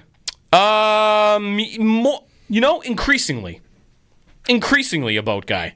I don't know that I'd ever get to, I'd want to own one. I want to always have a friend, though, that owns one. That's a great philosophy. Yes. I like that. I don't want to own one, but I always want a friend that Yana does. likes going out on boats, and sometimes we get invited. She's like, oh, yeah, that'd be great. Let's go. Yeah. I'm like, I don't want to be disrespectful. I'll go out. It'll be fun. It's my friends or whatever. But you're not into it. But here's the thing about going out on a boat. The time it takes you to get to where you want to go is the same amount of time it's going to take for you to get back. Uh-huh. So for every hour you go out, that's another hour of your life that it takes you to get back, and there's nothing to do out there. And I don't fish because it does not appeal to me. Well, I mean, you just, you relax and you relax. Kick your feet up. And I can do that. I can do that on land, on the beach. I can do that in my backyard. Yeah, but now you've gone on cruises, right? Like I do like cruises, but there's something to do on the ship. I can go bowling on the ship. But you would never just go hang out on a cruise ship at the port, would you? Like, part of the allure is cruise that you're ships out are in pretty damn cool. I don't know. You never know. Open seas, and you get the visual. Like, you're out in the open water. Do you know what I do when I get to the port on the cruise ship? Go to the casino. I don't know. I go on an excursion. I go out into the city. Right. I'm not staying on the boat. That's right. But on those open sea days, I'm saying, like, you don't like the. I do love that because there's something to do sailing through the ocean, and I mean, when you say Yana and like the boat days, you're implying here, right? Yeah, anywhere. Like I want to yeah. Somebody says, "Hey, I got a boat. You want to go out?" I'm like, "Yeah, that sounds cool to spend some time with you. You're my friend, and we can kind of catch up." Yeah. Being on the boat itself, I would rather do that with you, like at your house in the backyard, probably. To be quite honest with you, than do it out on the boat. Yeah, it does not appeal to me whatsoever. Interesting. Sorry. But you will still. And I lived in Florida, and I lived near a beach. Yeah. And people went on boats all the time. And where I lived, they have what's called the world's largest tarpon fishing tournament. Okay. And you know about tarpon? No. Okay. You got to watch tarpon fishing. It's a big deal. And people go out. It's Boca Grande. It's west coast of Florida. And I'm like, and people would say, let's go out tarpon fishing. It is like this big deal. It's a really cool thing. I'm sorry, maybe I'm just not that cool because I have no interest whatsoever in doing that. None whatsoever. None. Zero. Wow. Anti-boats.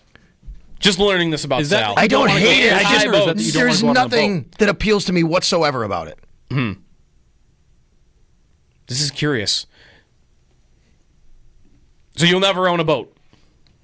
That is I'm assuming that is now correct. Unless I'm rich enough to own a yacht, what about, and I can put a bunch of stuff in it that keeps me distracted while we're out there on the sea. Did you ever do when you lived in Florida like the fan boat tours in the swamps? Oh, now those things are no. See, those kinds of things are cool. That's a very different type of boat, obviously. When we were on the last cruise in Mexico, we actually went down the Belize River. That was super cool. Yeah. Because it's literally like 2 hours of going around and seeing cool wildlife, and you're going fast, and there's stuff there that you're seeing, sightseeing. Yeah. The chat wants to know, is it because you're afraid of water? I am not the best swimmer, but I can swim a little bit. So that's partly it. I never was a swimmer growing up. I was never into water growing up. So that's partly it. Yeah, I don't love water. Okay. Sorry. This all adds up. Well, Diggs was out on a boat, Miami Beach. So yeah, you think maybe if I had hair, somebody said I could feel the wind in my hair, I'd feel different. Maybe. But it's cool feeling it on my bald head. Yeah. So that's not it. Think he's got a wedding this weekend to go to? Stefan? Yeah. No. I mean, maybe. I'm assuming no, but no. I don't know. How many former teammates do you think Josh invites? Former? I don't know how big his wedding is. It could be thousands, honestly, if he wanted it to be. Here's something about this wedding, okay? Yeah, which we think is this weekend, well, but we don't really know point. Fully. So, for the league MVP, Josh Allen, here in Buffalo, who is the superstar, marrying a star Hollywood actress, it is the best kept secret ever. It really is. Other than, I think Deion Dawkins did say it on national television. No, I know that the date set, but nobody knows anything about this wedding, Joe. Oh, I see what you mean, yeah. Well, right, they would. I don't think they wouldn't want to broadcast it because then how many people would try to... No, I get that. I understand, and a lot of times that... But it seems like it is... You can't find any info on anything of this. Yeah. At all. And that's okay. I don't need to find the info, but I think they've done a great job, everybody involved, with not giving anything out. Right. I wonder what the list looks like for teammates and former teammates. How many are getting the invite? 100? How many former teammates has he had? He can't invite them all. He's had 500 teammates probably over 8 years. I wonder how many current teammates. It's not even that many probably. Yeah, not everybody on the team's getting an invite. No. Right? No. Is Tyrell Shavers getting an invite? No, I mean, Josh Allen said he didn't even know Tre'Davious White signed with the team. That's right. Right? Well, he was not for a little bit. Right, until he got in the locker room. Yeah. Right? I mean, there's guys, there are people, I would guess Dawson Knox would be there. I don't know, but he's his best friend. I would be surprised if he wasn't. Sure. Yeah. Right, there's certain players you would assume it. 803-0550 is the phone number. If you've got a thought on Diggs in New England, feel free. I've got a quarterback question to get to with Sal. I was talking about this a little bit the other day about the Big Four in the AFC right now and the potential for it to become a Big Five, or maybe it never will. So I want to get to some quarterback stuff. And then Joe Marino is coming up at 8 o'clock, Locked On Bills. Joe got into looking at Josh Allen's pass attempts last year and trying to predict out, if it looks the same, where does the ball go this year? Who gets what? How big a role does each player have? I want to get to that with Joe as he broke that down on Locked On Bills. That's coming up at 8, but we still have time for your phone calls. So stay tuned. Jeremy and Joe. Jeremy is off today, and this is WGR. Way to talk about it might be, in a more generic sense, that this is a player that there was drama with, right or wrong, there was drama with the Bills in the final months and year of his career, and there really wasn't any in Houston, right? Nothing that I remember from his last year playing for the Texans that was anything like this, or anything like that happened maybe in the final year where you're wondering about how happy he is with the Bills. But you've already got it in New England.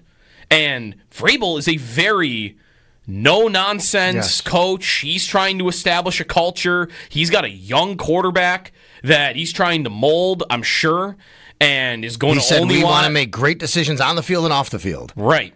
Went right to it. And he's going to want positive influences around Drake May, so I don't know. Does this make a Bills fan smile today? That he is already causing distractions in New England? Oh, I've seen plenty of that already, yeah, for sure. So almost maybe this is maybe a good question. Some fans might be happy he's there. Is that too far? He's still a good player. I mean, we got to see what he looks like when he comes back from the knee. I think he's still going to be a very good slot receiver in the league. I think his days as an outside perimeter number one are long gone. But I think he's going to be a good slot receiver for that team. But if you think that this is not a one-off, that he's going to cause distractions in New England, and they've got a young, moldable quarterback that's really talented, shouldn't some Bills fans, being consistent, think, I actually like that he's in New England. I prefer that he's with the Patriots doing this.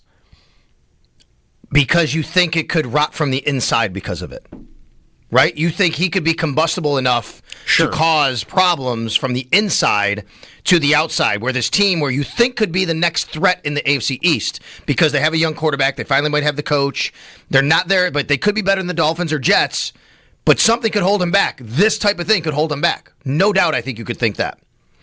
I also think he's not our problem anymore. We don't have to discuss this.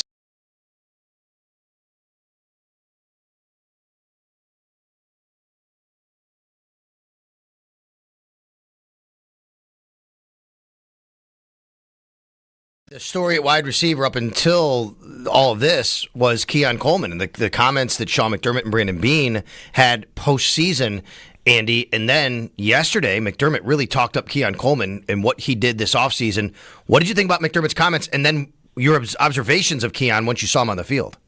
Yeah, I think it's a really positive sign, Sal, that all the sort of outward criticism or constructive criticism that McDermott and Beane gave about Keon Coleman, which is more than they usually give during the offseason, after the season ended and at the combine, at the owners' meetings, all those sorts of things. They were asked and talked about it many, many times that they needed to see more out of Coleman. They liked where he was heading towards in that Seattle game. Then he gets injured against Miami, and then things tailed off when he came back from that. And for McDermott to say, look, I'm proud of him.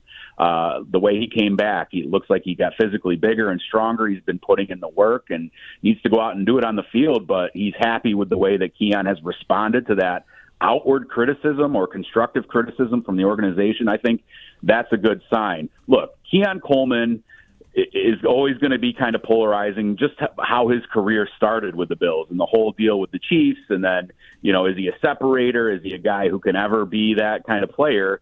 But if they can work to maximize his skill set, I think, that's going to be a big thing. Is he ever going to be a number one, top dog kind of player? I don't know, but he certainly has skills to be a good NFL wide receiver. And I don't think by any means he had a bad rookie year. I think, he had a decent rookie year, and there's more to grow on given the injury and given that he's a young player.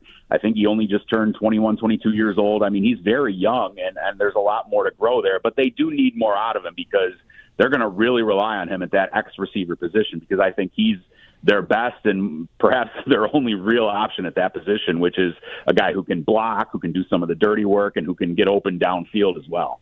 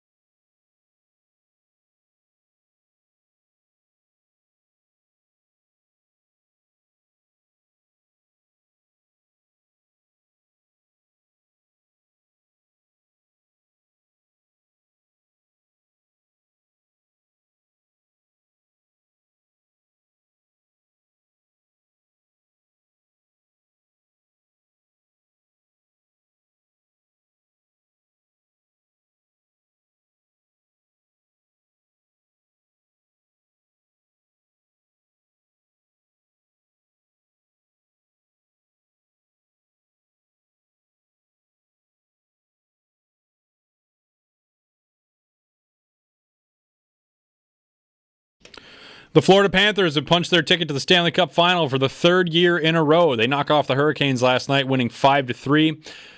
Sam Bennett, Carter Verhaeghe, two of the goal scorers. Verhaeghe scores the game winner in the third period. The Edmonton Oilers could also secure a spot in the Cup Final tonight, making it a Cup Final rematch for last year if they beat the Dallas Stars tonight. Game 5 starts at 8 o'clock in Dallas. Edmonton leads that series 3-1. In the NBA, the Oklahoma City Thunder put their spot in the NBA Finals for the first time since 2012. They beat the Minnesota Timberwolves 124-94. The New York Knicks have a winner-go-home scenario tonight at MSG in New York City. The Indiana Pacers currently lead that series 3-1, with Game 5 tipping off at 8:30 tonight. Those are Paddock Chevrolet sports headlines. Paddock Chevrolet, celebrating 90 years of being your hometown dealership.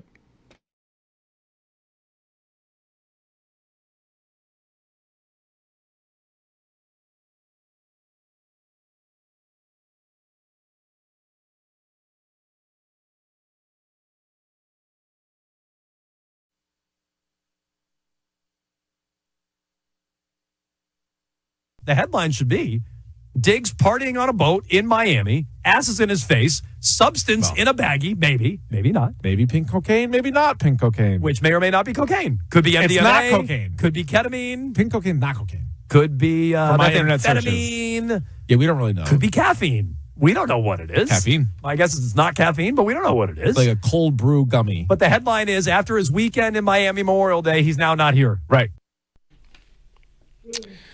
Just a little taste of what's going on in WEEI in Boston. That is from, by the way, just wanted Jones and Keefe, by the way. Jones and Keefe on WEEI in Boston. Odyssey sister station. Are they the two that went after us when the Bills and Patriots were battling in 2021? No. Who was that? I forget. Gresh. Yeah. Gresh and Gresh.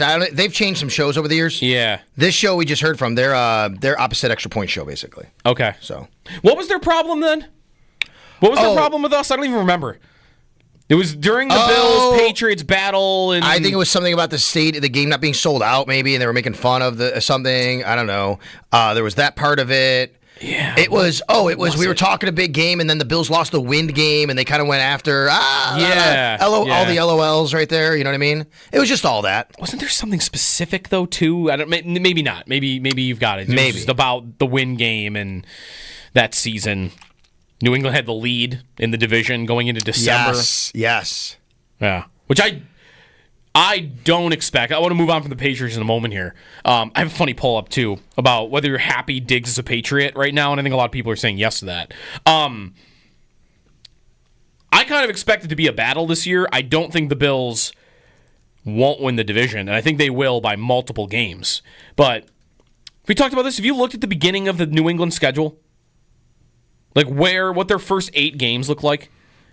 I believe I did, and I believe they're pretty tough. No, it's easy. Oh, okay. It's Sorry. super easy. Like they are going to be in the division race at the midpoint of the year. Okay. I don't know that they'll hang around. I don't know that they will.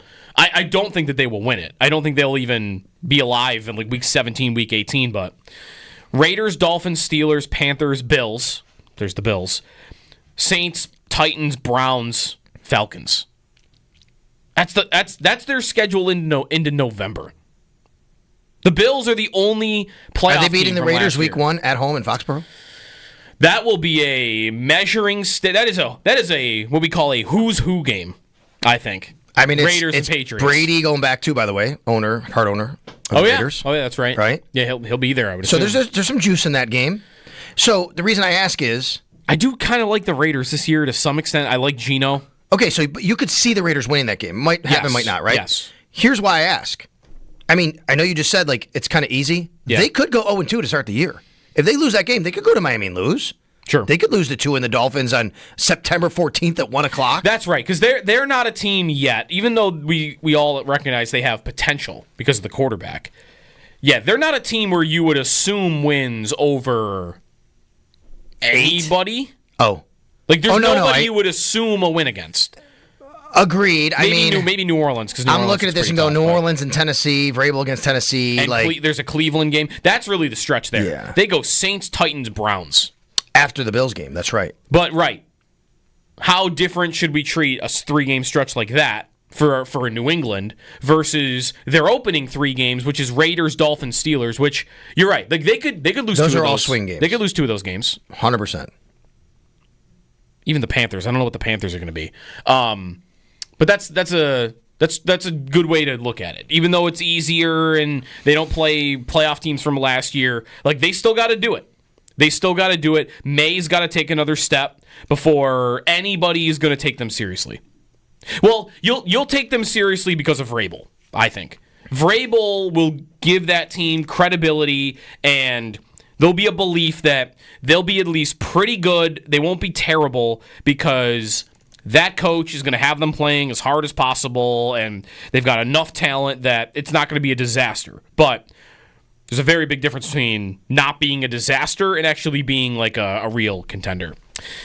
803-0550, the phone number. 2 things. Number 1, there is a lot of controversy and people mad about this leaderboard thing going on in the bullpen today. I mean, there's this crown thing, there's a leaderboard, there's points. It's like a around the horn type. I don't know. We don't know the scoring system, just like around the horn. Well, the scoring we system, don't know what's happening here. I think it's 25 points per comment. Oh, wow. Okay. I think I figured that out. We do want to make sure that we know, everybody knows, Owen is not in charge of giving out points, correct?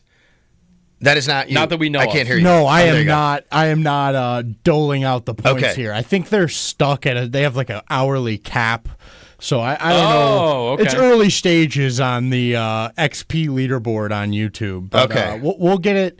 You know, the YouTube has to work their magic and figure out. People what are they're doing. like Sal's upset. number 9 right now, by the way. And I've all I've done is gone in and say hi to somebody or answered a comment, a question, and people are like, "Why is Sal on the leaderboard?" I don't know. I'm just like in the chat saying hello and answering a question from you every once in a while. Right? Can you win your own? I'm not here to win my own raffle. Okay, pulling that ticket. That's not happening here. Number 2, Joe. Let me ask you, how much did you know before this year about Shai Gilgeous-Alexander?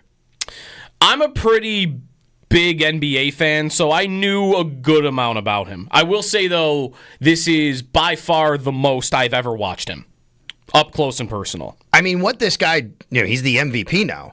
Yeah. He's been in the league for 7 years. Yes. And like the last night's game was unbelievable. Look at his stat line last night. It's incredible. Yes. Right? Did you watch the game? But he has been in the MVP conversation, by the way, last couple of years. Yeah, he is. My point is, though, is like this guy is just like suddenly, bam, he is Really, he didn't come in the league like that. You know, and by the way, he was traded. Yeah, he wasn't drafted originally by OKC. Paul George. There was a Paul George trade to LA that he was the focal point of. And like, you know, a lot of these guys, they come in as these young guys, and you're like, okay, he's going to be a superstar right away. He spent 1 year at Kentucky. He was a one and done. Yep. He had 14 points a game at Kentucky that year. Comes into the NBA. Mm-hmm. I think he was all rookie. I think. Mm-hmm. But then he gets traded. And it's been 5 years since then, and suddenly, over the last couple of years, you've seen the ascension. But this wasn't like a player who came in with all of these accolades. I know he was a fairly high draft pick, but yeah. Oh, I mean, 11th in the NBA draft isn't crazy. Correct. Yeah. It's wild. His game, I think, is going to be the reason for that. So, if you don't, Shai Gilgeous-Alexander, he just won MVP of the NBA, plays for the Oklahoma City Thunder. Part of that, too, is team success. Their team was pretty tough, pretty bad for the first 5 years of his career, so he'd put some numbers up, but he doesn't get the accolades, the all-star selections, MVP votes. You know, the last 3 years he's had MVP votes. This year he wins it. He went, I'm looking at his overall yearly stats. Mm-hmm. He had never averaged more than 24 points a game, which is still really good, in 21-22. 24 points a game. The next year he jumps to 31 points a game. Yeah. It's insane. Do you know I will cite the reason that he's taken that step, and also the reason why he's not a very popular player, and I don't believe he ever will be. Why? His style is gross to watch. He could do he can shoot threes, he can hit a 3-pointer in your face, he could drive to the rim. He's not necessarily going to throw down, these massive dunks. He's not going to be on SportsCenter top 10 because of a dunk, so he's not flying through the air like LeBron. And he's also not shooting threes from half court like Steph Curry. The reason basketball is different, I think, than other sports. I heard someone make this point yesterday that in the NBA, to be popular and to be kind of iconic, be a legend, it's more than just the winning and the team success. There is a style to it. Like, Allen Iverson was iconic. He never won. Russell Westbrook never won, but he is a very popular player because that dude is intense and he is flying through the air and he is throwing dunks down in your face. Like, there is a style. You're almost kind of an artist in the NBA more than you are in other sports. I know, not in a great positive way, but James Harden's like this a little bit. He has a certain way that he plays. It's polarizing, but it's James Harden. This is, I think, SGA is the new James Harden in a way. Really? He is I think the reason he's not popular, and honestly, watching him through this playoff run and the last couple of seasons, I will not be rooting for them in the NBA Finals. Because of him?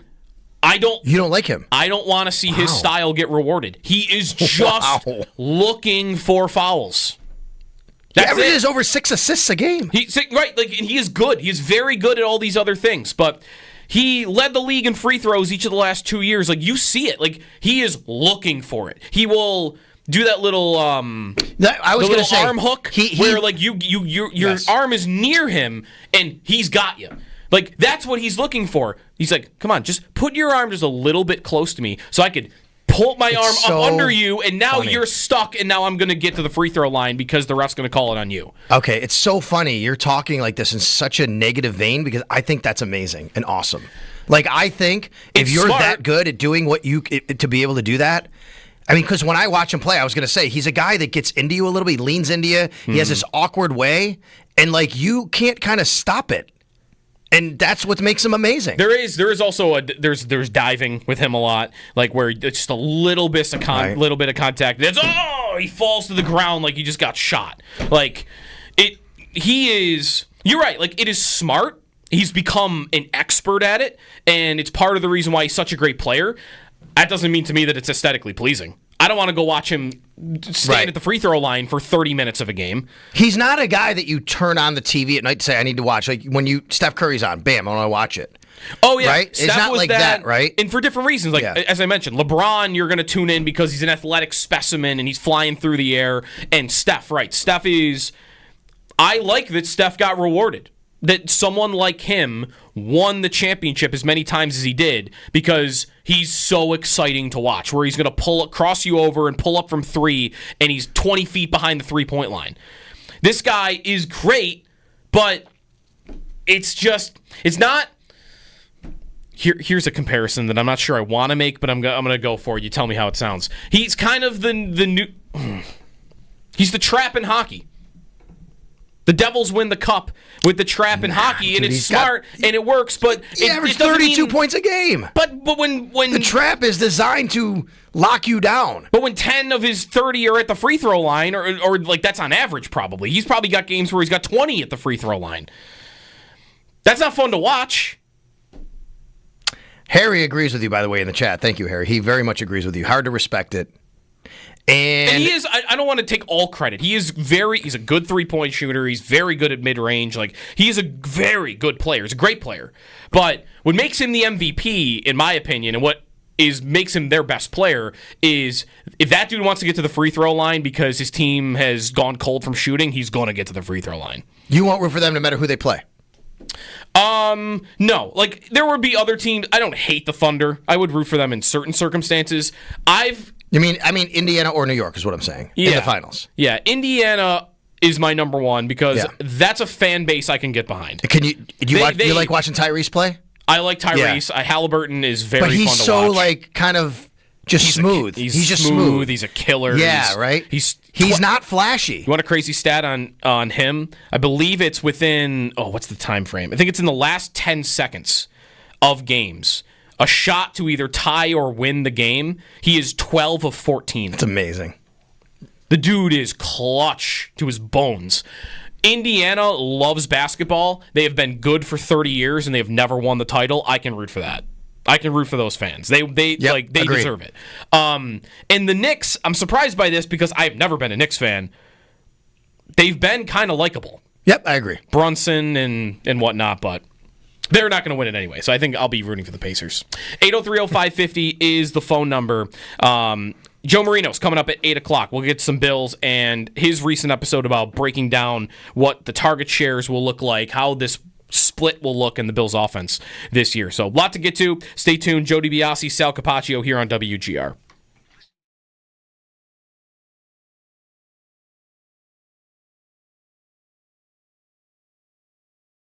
Way to talk about it might be, in a more generic sense, that this is a player that there was drama with, right or wrong, there was drama with the Bills in the final months and year of his career, and there really wasn't any in Houston, right? Like, nothing that I remember from his last year playing for the Texans that was anything like this. Or anything like that happened maybe in the final year where you're wondering about how happy he is with the Bills. But you already got it in New England. And Vrabel is a very no-nonsense coach. He's trying to establish a culture. He's got a young quarterback that he's trying to mold, I'm sure, and is going to only want to make great decisions on the field and off the field. Right. Went right to it. And he's going to want positive influences around Drake May, so I don't know. Like, does this make a Bills fan smile today? That he is already causing distractions in New England? Oh, I've seen plenty of that already. Yeah, for sure. So almost maybe like this is maybe a good question. Some fans might be happy he's there. Is that too far? He's still a good player. I mean, we got to see what he looks like when he comes back from the knee. I think he's still going to be a very good slot receiver in the league. I think his days as an outside perimeter number one are long gone.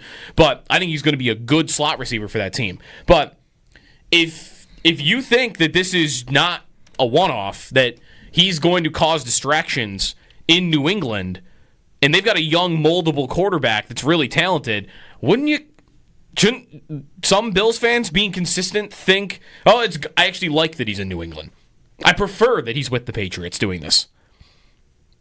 Because you think it could rot from the inside because of it, right? You think he could be combustible enough to cause problems from the inside to the outside, where this team, where you think could be the next threat in the AFC East, because they have a young quarterback, they finally might have the coach, they're not there, but they could be better than the Dolphins or Jets.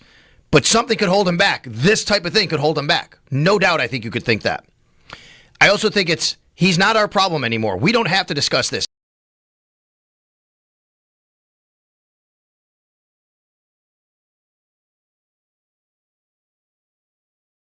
The way to talk about it might be, in a more generic sense, that this is a player that there was drama with, right or wrong, there was drama with the Bills in the final months and year of his career, and there really wasn't any in Houston, right? Like, nothing that I remember from his last year playing for the Texans that was anything like this, or anything like that happened maybe in the final year where you're wondering about how happy he is with the Bills.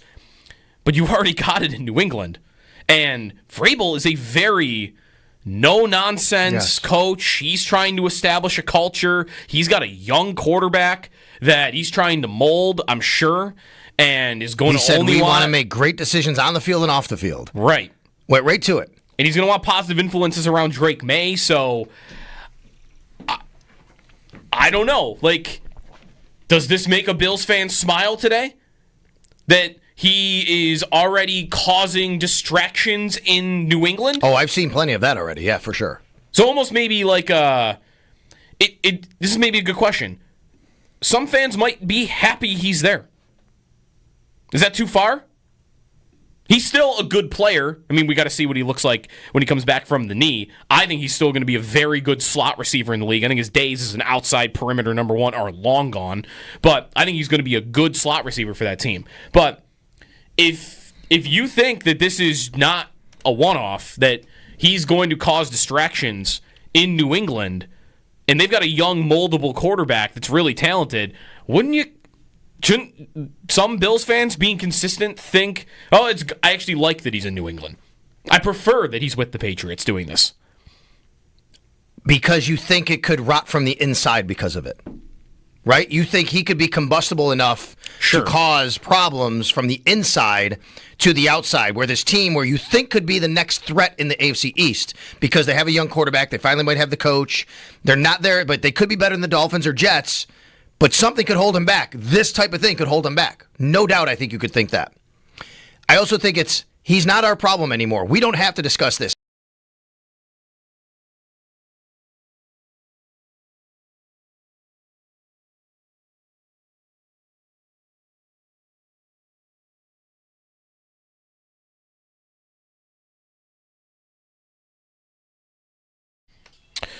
Stat of the day for you here. I'm not sure if it even necessarily qualifies as a stat, but here is it anyway. It's a stat, it's a number. 24 years in a row, a Jaromir Jagr teammate. 45 years in a row. A Jaromir Jagr teammate makes the Stanley Cup final. Here's the catch, though. It's kind of cheating, because the tweet I saw, Alex Barkov was his former teammate in Florida. That's who makes it this year. In 2022, they have listed Andre Palat, parentheses Olympics. That doesn't count. No. So it's I would not count that. 44 or 45 years is still incredible. But I'm still surprised. What year was that, 22? 22, Andre Palat, they have listed as an Olympic teammate, but not a regular teammate. Who was 22 here? Was Lightning and Avalanche? Yes. Really? There's nobody else that ever played with Jagr on either of those teams? I guess not. Because it's the Kevin Bacon game. You know the Kevin Bacon game, right? Joe's too young for the Kevin. You don't know either. I'm sorry. I'm showing my age. Bacon? Yes. You know it then. Like every actor. There's this old thing called the 6 Degrees of Kevin Bacon or the Kevin Bacon game. Yeah. You could pick any actor throughout history and tie them to a movie with another actor, and eventually 6 people removed from Kevin Bacon because he's been in so many movies. Okay. I think I've played this game before. Yeah. So you could say Demi Moore. Right, and you could do A Few Good Men. Right. You could keep going. He was in he was in that movie though. Yeah, that's right. So wait, you don't want you don't want a movie he was actually in until you want to work your way to that. Yeah, for sure. Yeah, okay. And you want to use somebody obscure. Right. That you can get there. Anyway, that's Jaromir Jagr. That's why I'm surprised. Right. Now, it's not degrees. He's actually teammates, but there's so many guys on each team. Right, it's 1 degree. Yeah. You probably would have 2 And he degrees. played for so long. Yeah. Joe Marino, Locked On Bills. When we come back I want to ask him about corner also. That was something I had written down to get to today about what are the odds the Bills are better at corner this year than they were last season with all the moves that they made at that position. That plus much more coming up with Joe Marino, Locked On Bills, when we return here on WGR.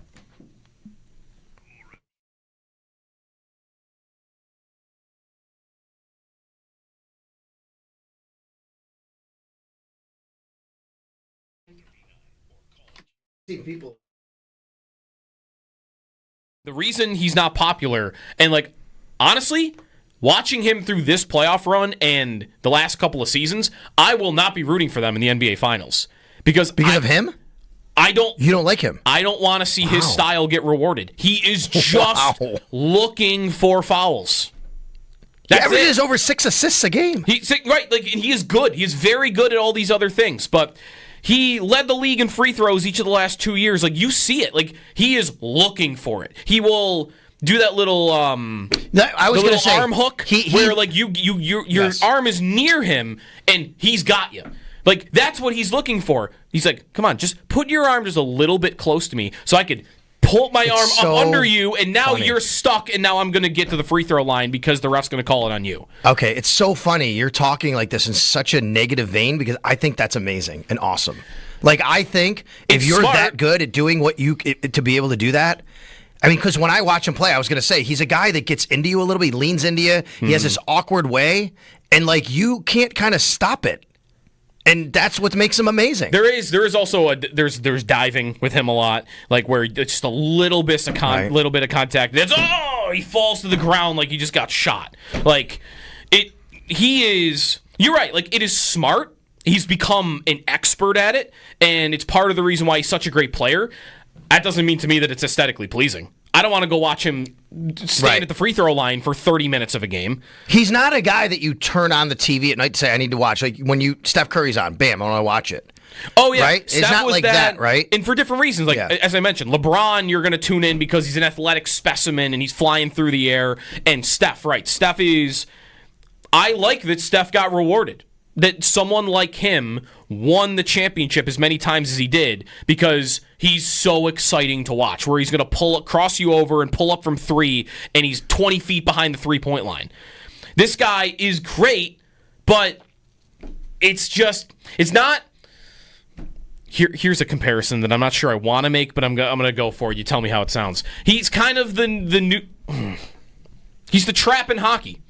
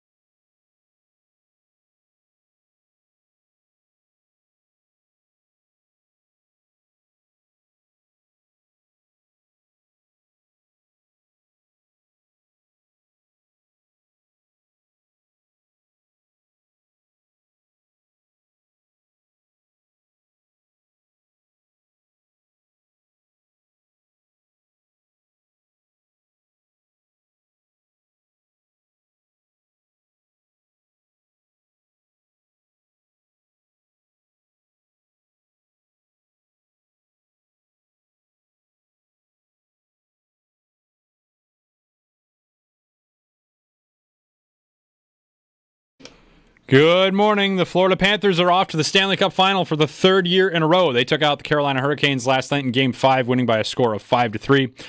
The Panthers showed their dominance in the second period, scoring 2 goals in 30 seconds, tying the game at 2, and then took the lead just a few minutes later. Carolina did tie things up in the third, but Carter Verhaeghe scored the eventual game winner, and Sam Bennett added an empty netter to cap things off for Florida. The Edmonton Oilers could secure a spot in the final tonight as well. That could make a rematch of last year's final if they win. Oilers and Dallas face off in Game 5. Game 5 starts at 8 o'clock in Dallas. Edmonton leads that series 3-1. Over in the NBA, the Oklahoma City Thunder secure their spot in the NBA Finals for the first time since 2012. They demolished the Minnesota Timberwolves 124-94. Shai Gilgeous-Alexander led the way for the Thunder, racking up 34 points in the game. The New York Knicks enter a win-or-go-home scenario tonight at MSG in New York City. The Indiana Pacers lead that series 3-1. Game 5 tips off at 8:30. Some early drama at OTAs in New England. Patriots head coach Mike Vrabel said that there has been communication between him and wide receiver Stephon Diggs.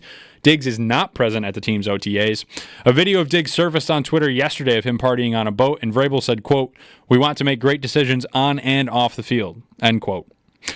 The Cleveland Browns quarterback battle is underway, and so far Kenny Pickett is leading the way. He quarterbacked the first team at the start of Browns OTAs yesterday. The Browns have to decide between Pickett, Joe Flacco, Dylan Gabriel, and Shedeur Sanders at the start of this season. That's your Paddock Chevrolet Sports Update. Paddock Chevrolet, celebrating 90 years of being your hometown dealership. I'm Josh Schmidt for WGR Sports Radio 550.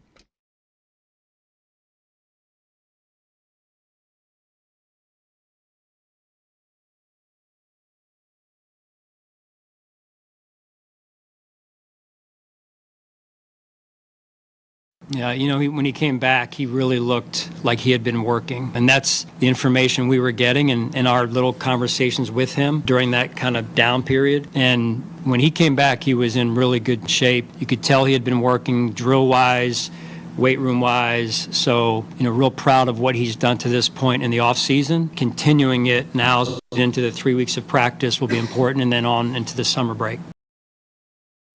Bills head coach Sean McDermott this week at OTAs as the Bills opened it up. They're on the field again today, right? Just not open to the media?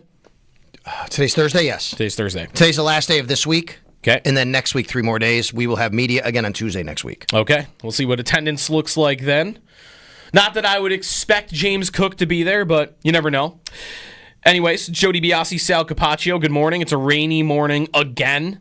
The French Open this week, by the way, before we get to Joe Marino, Locked on Bills. And Jessie Pegula, I believe, just won her match. She did this morning. She just completed it a little while ago. She has defeated American Ann Lee in the round of 64. She advances to the round of 32, where she will face Czech tennis player Markéta Vondrousová.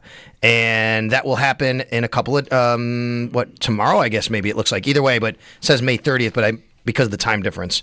Anyway, she's on to the round of 32 at the French Open. I'm glad you said who her opponent was and not me. I am so intimidated by tennis names all the time. I had to look it up a few times to make sure. All right, well, I might even been incorrect, but it wasn't as tough as some of them. Markéta Vondrousová, I believe is how you say her name. But that's who Jessie Pegula's next opponent will be. Jess is ranked 3rd in this entire tournament. She's 3rd ranked in the world right now, which is still amazing. All right, good to hear. We'll track that this week. Let's get to some football. Joe Marino from Locked on Bills, Locked on NFL Scouting, Squad Show with Jeremy, and Joe Ostrowski as well is now on the Wester Hotline. Morning, Joe. Thanks for taking some time out. I hope it's not pouring rain and cold like it has been here for the last couple days. Well, we've had a good amount of rain here in the Charlotte area as well, but I will say, Joe, give yourself some credit, man. You say all these hockey player names. Yeah, I think you can handle these tennis names for sure. That's right. That is true. Yeah, I guess that's right. I guess if I just watched the sport as much as anyone else, then it would probably be the same. So that's right. Hockey, you definitely get a lot of that. A lot of consonants in certain names. So anyways, Joe, OTAs this week, and there's a lot of storylines to get to. James Cook not being there. Your recent show on putting the target puzzle together for the Bills, I wanted to get into a little bit. I actually wanted to start, though, with the injury news that we had this week about Joey Bosa already having a calf injury, hadn't even really got on the field yet in any capacity. And that obviously presents a question about his availability, and I wonder if your thoughts on how the Bills are set up to withstand injuries to Bosa. If his season goes, something like what Curtis Samuel's looked like last year, where maybe he's in the lineup here and there, but you're always wondering how healthy he is, how you feel about the Bills' edge group as a whole if Bosa becomes less reliable than we'd hope. Well, file the Bosa calf injury firmly under things that are annoying. That's not the news that anybody wanted to hear, although it is early, and he sounds like things will be good to go for training camp, and he'll have his opportunity to ramp up. And Joey Bosa's a veteran. He turns 30 in July. He knows how to play football.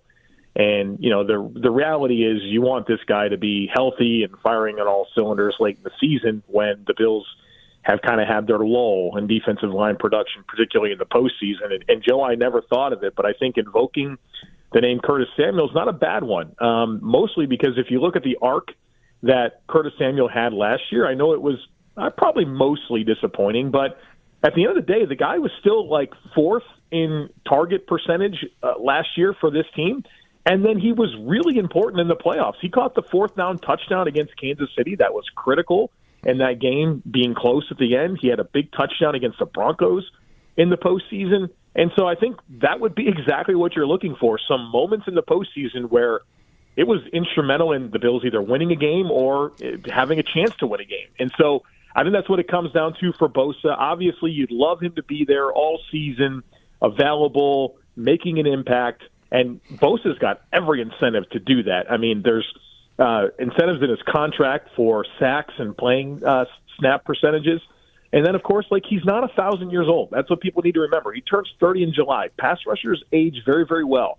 And this is a huge year for him because if he goes out and meets production thresholds and plays a bunch of snaps, this is his big opportunity not only to earn those incentives that are baked into his contract, but to have the type of year that is going to position him for a $20, $25, $30 million a year contract if it goes the way that it could this year. So I think the Bills are rightfully taking things slow with him. It's all about what he's going to do late in the season for this team. And at the end of the day, there's still Greg Rousseau. There's still A.J. Epinesa. And those are players the Bills have won a lot of games with as their featured defensive ends, not to mention you have Landon Jackson as a third-round pick that I think most people are excited about. Javon Solomon, year 2, gives you a lot of pass rush upside. And then Michael Hoyt does come back after 6 games, which, ideally you'd have him from the outset that make you feel better about if Bosa had to miss time early. But this is all about late season, making sure Bosa's ready when the team needs him most. And obviously there's a lot at stake for everyone involved for Bosa to go out and have the type of year he's capable of having. I'm curious if you think that Landon Jackson can take a bigger role early in the season given Michael Hoyt's suspension and if they want to load manage Joey Bosa, right? And what you've seen from him, Joe, coming out of the draft and doing that work. Is Landon Jackson ready for maybe to have to play a little bit more than maybe they planned on, if that makes sense? Well, I think he has that type of skill set where you feel comfortable with what he offers in terms of size, length, athleticism, power, experienced player coming out of the SEC that I thought was very much ascending, getting better every season. And he probably is going to have to. He's probably going to have to. If Bosa's going to miss time early and you don't have Hoyt, use your defensive end 3. I think he's going to play 35 to 45% of the snaps if that winds up being the case. And, you heard Sean McDermott talking about Landon Jackson this week and called him mature and conscientious. And I think those are good words to invoke for a guy that's young and probably is going to have to play. And, Sean McDermott, I remember at the owners' meetings when he was chatting with the media and talking about even before the draft, he's like, it was with the suspensions of Hoyt and Ogunjobi, he said, look, we're probably going to be really light or really young on the defensive line to start the year. And it's certainly shaping up for that to be true. And so I think that's the exciting part is maybe Landon Jackson gets some more reps that maybe wouldn't have been there otherwise early on. And he's a player that, due to the depth of the defensive end class, he was available at the top of the third round as, so many different guys came off the board. I think in other classes where it's a more normal defensive end class, he might have been the 5th or 6th defensive end taken. And so could be a big opportunity for him. And obviously you hope that he can cash in on what's in front of him. Joe Marino with us on the West Her Hotline, Locked On Bills podcast. Joe, no James Cook at OTAs this week, the only player that was absent, which has kind of reset the conversation on his worth to the Bills and the contract dilemma and whether he'll hold out or not. I wanted to ask from you how you see his value to the offense. We were looking just the other day trying to figure out, what is fair for him to get on another contract per year. It's a very simplistic way of looking at it. There's none of the guaranteed stuff, but there are only 3 backs in the league that make more than $15 million per year. And someone like McCaffrey, for instance, is so integral to the Niners' plan of what they want to do as an offense, and Derrick Henry and Barkley too. How do you see Cook in that conversation? Not even how good is he is one part of are you worth the $15 million that he wants, but how do you see his worth to the Bills' offense more than how good he is kind of isolated from that? Yeah, I think that James Cook's a valuable player to the Bills, and his ability to make explosive plays in the run game is a huge factor for this Bills team. And he's a very nuanced runner that has good vision, and he's had great growth, right? Like the Bills preach draft, develop, re-sign, and to hear the Bills talk about initially James Cook coming in as we drafted him to be a pass catching back that has now turned into a guy that is their lead running back that has really evolved, whether it's his own running style to be more physical with consistency, to reduce and eliminate fumbling issues, to take care of drops, to improve his vision and his overall instincts as a runner in the zone scheme. It's been really good. I mean, the only thing that is really missing is the pass pro component to his game, which does limit his role on passing downs and 2-minute situations. And the Bills don't use a lot of running back to block. I think there was like 50 plays all of last year where the Bills actually kept the running back into block on over 580 something dropbacks. So they like to use a lot of 5-man blocking surfaces. So the lack of pass pro is mitigated because of the way that the Bills play offense, but there is still 2-minute drill end of half situations where you need to have a back on the field that you trust that, hey, if we can't send you out on a route, that you can stay in and handle things. And I think that's where things get dicey with James Cook, and I think that's where they lean into Ty Johnson in those types of situations. So I think that James is a very good player that is extremely valuable to the Bills, but I think that the Bills are valuable to James Cook as well. When you have a quarterback like Josh Allen, when you have the run scheme like the Bills have with the run blocking, I think there's a lot that James benefits from being in this ecosystem to play his best football. And I think that's part of the equation. And I do wonder what factors are important to Brandon Beane. He hasn't paid a running back, and we've lived this life really for the last decade where it felt like every single running back that was available for trade, a first-round running back, a free agent running back, the Bills are in, and then it never happens, right? They haven't really made a huge investment cap-wise into a running back. And so is there something that could be different? I mean, the Bills know who James Cook is. Are they adverse to meeting those demands because they don't want to put those types of resources into the position? There's so many questions in play here, and obviously James Cook is going about this in a unique way that we haven't necessarily seen yet under Brandon Beane, where negotiating through the media and making statements with his attendants and different actions, putting the house for sale, whatever you would want to point to. It's a different strategy that.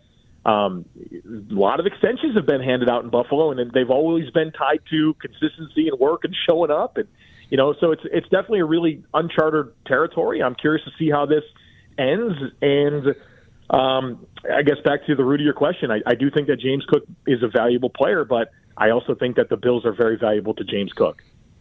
And spending a lot of resources cap-wise on a running back or any position is far different now when you take a look at dollars than it would be even 6-7 years ago, where you might think, let's say $10 million even for a running back, Joe, is a far different deal now than it would be several years ago. But when you start getting up to 15 over that, I think that's when it becomes polarizing for fans, right? Of, man, you're talking about only 3 running backs in the league that make $15 million or more.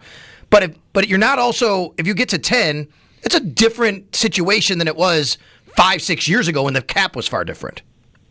Yeah, and that's why I think it's important to approach this conversation from a percentage of cap at signing more than APY, average per year, where agreed. The cap's gone up, over $50 million over the last 2 years? Comparing APY today versus 2 years ago doesn't make sense. And it's going to go up again, right? Probably another 15, 20 million this year. And so that's why I've really rooted a lot of my conversation less in APY and more in percentage of cap. And when you look at a percentage of cap, I think the sweet spot for James Cook is 4.5%. You have Josh Jacobs is at 4.7, and then all those other guys, the John Taylors, the Kamaras, McCaffrey, Henry, Barkley, they're higher than 4.7%. Then you have James Conner, who's at 3.8. And I think right in the middle of that, and just below Josh Jacobs, is the appropriate place to slot James Cook. So 4.5%. Well, 4.5% of the cap right now is $12.5 million. Well, that's not 15, and I think James wants 15. And I think you might listen to me say, pay him 12.5, but don't pay him 15, and you're saying, well, Joe, you're splitting hairs over $2.5 million. Yes, I am. Well, because $2.5 million is a lot of money. Yeah. There's only 26 players on this 90-man roster that have a 2025 cap hit of more than $2.5 million. And you start, 2.5 here, 2.5 there. Now all of a sudden you're talking about not being able to pay a starter because you've went more than what you believe is the correct valuation of a player. And so the benefit to James Cook, if he were to wait, if you were to go to 4.5% of whatever the cap's going to be next year, that's going to be higher. So does this all just end in James Cook, showing up at some point, probably when it's mandatory OTAs and, of course, for camp, having the best year that he possibly can, and then, I think the Bills might be willing to say, hey, if you think you can get that, go see if it's there. This is what's waiting for you here, and it'll be here for you. But if you can go beat it, go beat it. And I think maybe James Cook will be surprised at what contracts are out there for him and which ones aren't. And if he does find it, then you get a comp pick. So there's always that. Maybe. Right. Depending how it falls. You're right. And be calculated in your own decision making, right? That's the thing is like, I love draft picks probably more than anyone in the whole world. But I'm not going to completely change my free agency strategy and reduce my player pool because I'm obsessing over a comp pick, right? I still want to go get the players that I think are most important to help my team, and as opposed to a third or a fourth round pick the next year. Sure, that's right. And by the way, for a comparison to Joe's point about the percentage, there are only 5 Bills who make over 4% of the cap. Josh is at 13%, by the way, which is obviously. And then Dion at 7.16. Dawson Knox at 5.22. Matt Milano 4.37. Ed Oliver 4.03. Even if they were to franchise tag him next year, Joe, which you could do, at $13 million, you're still talking 4.5% of the cap. All right. Yeah, well, and I think the 2026 projection, if I'm not mistaken, is a tick over $14 million. And that becomes very, very difficult, right? Because that's a hard number, right? I mean, that's a hard commitment to. Yes. There's no wiggle room with that, and I think I don't think that's going to be on the table for the Bills. And I like the way you frame too, as we transition to a different thing I wanted to get to. The $2.2 million, like how it might not sound like a lot, but it could be. That's a signing. I was looking at Elijah Moore's contract earlier, and his is, I think it's 2.5 is the cap hit, at least for Elijah Moore, so that number's pretty similar. And you did an episode recently, Joe, on figuring out the Bills' hierarchy, like what it might look like, target share, how much the Bills, throw the ball in the first place. And Moore, got some headlines this week. It's OTAs, so take it with a grain of salt, but looking pretty good. And I wonder, how you see the whole picture, but even more specifically, Elijah Moore getting some work in with Josh Allen and the offense, how you kind of see him figuring into this puzzle. Yeah, it's really difficult. So I posted an episode that's technically my Thursday episode, but I went ahead and posted it yesterday because I do content. I want it to be out there. I don't want to sit on it. So I put it out there. Yep. And I tried to figure out this Bills 2025 target puzzle, and it's tricky because I don't think there's that many targets available, and not necessarily vacated targets, but just generally speaking, how many times are the Bills going to throw the football? And in 9 games under Brady in 2023, Josh had 33 passing attempts per game. In 19 games last year, and of course I'm not factoring in the Patriots game, 19 actual games, Josh threw the ball 29.7 times per game. So I think he's going to throw the ball about 30 times a game. And then you have to take out 4% of those for spikes, batted balls, and throwaways. So you're left with about 17 times 30 is 510, and taking out 4%. That gets you to 490 targets. That's all I have to give. And maybe you would say that the Bills might throw the ball more this year because the defense might be better, or they didn't throw the ball as much late in games because of blowouts and being ahead, and they ran the ball, and sometimes Josh didn't even play the fourth quarter. Well, if the defense is better, that's still going to be true. And here's the reality. The Bills last year they're just not a high-volume passing team. They were 26th in passing attempts last year, 28th in percentage of plays that were passes, 5th in percentage of plays that were runs. The Bills are not a high-volume passing team. They just aren't. They haven't been under Brady, and I don't think that's going to be different this year. And so now you have 490 targets to spread around, and I'd encourage you to go through the process. Try to figure out that puzzle. Take 490 and spread them out to all these receivers, and you're going to be left thinking, boy, I wish I had more. And if the Bills throw the ball 3 more times a game and you get 50 more targets for the year to work with, that's meaningful. And the margins are pretty slim, but how do you factor in Elijah Moore? And basically the way that I approach this was I said, between Elijah Moore and Curtis Samuel, and remember, Curtis Samuel had 10.5% of the targets last year, in a year where he was injured a lot, missed a lot of time. They still, when he was available, they got him the football. I said for Elijah Moore and Curtis Samuel, you probably have to look at that as 80 combined targets. And it could skew heavily one way. I think there's a chance that one of those players is completely irrelevant in this offense this year, just because it's a very difficult puzzle to crack. And so there's going to be chemistry that's going to be established. It'll take on a life of its own, right? That'll all happen. But I think we have to acknowledge that of all these players, and I know it's everybody eats, there's just going to be some guys that we're talking about right now that maybe even we're excited about just aren't going to have that big of a role, and it'll sort itself out. But if you're being honest about how many times the Bills are going to throw the ball, it's probably not going to be that many. If you go to FanDuel right now, the over-under for Josh Allen passing yards is 3,775 yards. Like, it's understood that the Bills are, Burrow's going to throw the ball 680 times this year. Josh Allen's going to throw the ball like 520 times. It's just how they play.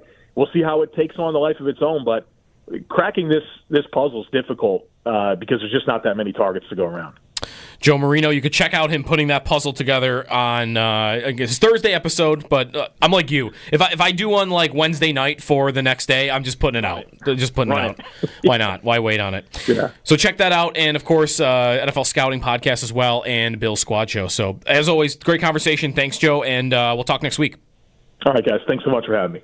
Joe Marino on the Wester Hotline. We might kind of want to take his advice, putting that puzzle together a little bit. Well, what I found interesting was when he said about Curtis Samuel, and he's right. Like, you think about he really wasn't much of a factor, and yet you look down and he still had 46 targets. It doesn't sound like a lot, but when you think that he really kind of wasn't available a lot, he wasn't on the field a lot, you get to 46. Do you know how many Matt Collins had? I know just because I heard Mike Shope say this the other day. They had the same amount of receptions. They did. Did Hollins have more targets? Only 4 more, 50. So almost the same? Yeah. They were very similar in their number of targets, but Hollins played 3 more games. And Hollins played, I would imagine, snap count, like per game, Hollins played a higher percentage. It felt that way. It felt that Hollins was on the field more often than Samuel was, even when Samuel would be, active for the game, maybe dealing with something, He makes a good point, though. Now real quick. I think I definitely agree with him, though, that like everybody's not going to meet their expectation. Mm-hmm. It's not realistic. You might not know which one is going to fall short. Some guys have injuries. Some guys just don't figure it out. Some guys have declines that you don't see coming. But they have enough receivers in the top 5 where I'm pretty confident that 3 or 4 of them are going to hit. Mac Hollins was on the field by far more than any receiver on the Bills last year. Yeah. He had 721 snaps. Yeah. The next closest was 598 by Keon Coleman. That's a big gap. Curtis Samuel was only 378. So here you have a guy, 721 versus 378. And they got the ball about the same amount. Yeah. Very interesting. 803-0550 is the phone number. If you've got a reaction to Joe's comments there about putting the target puzzle together on the Bills, we'll get to that. I also want to ask Sal about corner as we continue to break down the defense this offseason as well. A lot to get to. Joe DiBiase, Sal Capaccio. We have Tom Gazzola coming up at 9 o'clock to talk some hockey, but an open segment for you coming up next here in WGR. The reason he's not popular, and honestly, watching him through this playoff run and the last couple of seasons, I will not be rooting for them in the NBA Finals because of him. You don't like him. I don't want to see his style get rewarded. He is just looking for fouls. He averages over 6 assists a game. And he is good. He is very good at all these other things, but he led the league in free throws each of the last 2 years. You see it. He is looking for it. He will do that little arm hook where your arm is near him and he's got you. That's what he's looking for. He's like, come on, just put your arm just a little bit close to me so I could pull my arm up under you, and now you're stuck, and now I'm going to get to the free throw line because the ref's going to call it on you. Okay, it's so funny. You're talking like this in such a negative vein because I think that's amazing and awesome. I think if you're that good at doing to be able to do that, because when I watch him play, I was going to say, he's a guy that gets into you a little bit. He leans into you. He has this awkward way, and you can't kind of stop it. And that's what makes him amazing. There is also there's diving with him a lot, where it's just a little bit of contact. He falls to the ground like he just got shot. You're right. It is smart. He's become an expert at it, and it's part of the reason why he's such a great player. That doesn't mean to me that it's aesthetically pleasing. I don't want to go watch him stand at the free throw line for 30 minutes of a game. He's not a guy that you turn on the TV at night and say, I need to watch. When Steph Curry's on, bam, I want to watch it. Oh, yeah. Right? Steph it's not was like that, right? And for different reasons. As I mentioned, LeBron, you're going to tune in because he's an athletic specimen and he's flying through the air. And Steph, right. Steph is... I like that Steph got rewarded. That someone like him won the championship as many times as he did because he's so exciting to watch, where he's going to cross you over and pull up from three, and he's 20 feet behind the three-point line. This guy is great, but it's not... Here's a comparison that I'm not sure I want to make, but I'm going to go for it. You tell me how it sounds. He's kind of the new... He's the trap in hockey.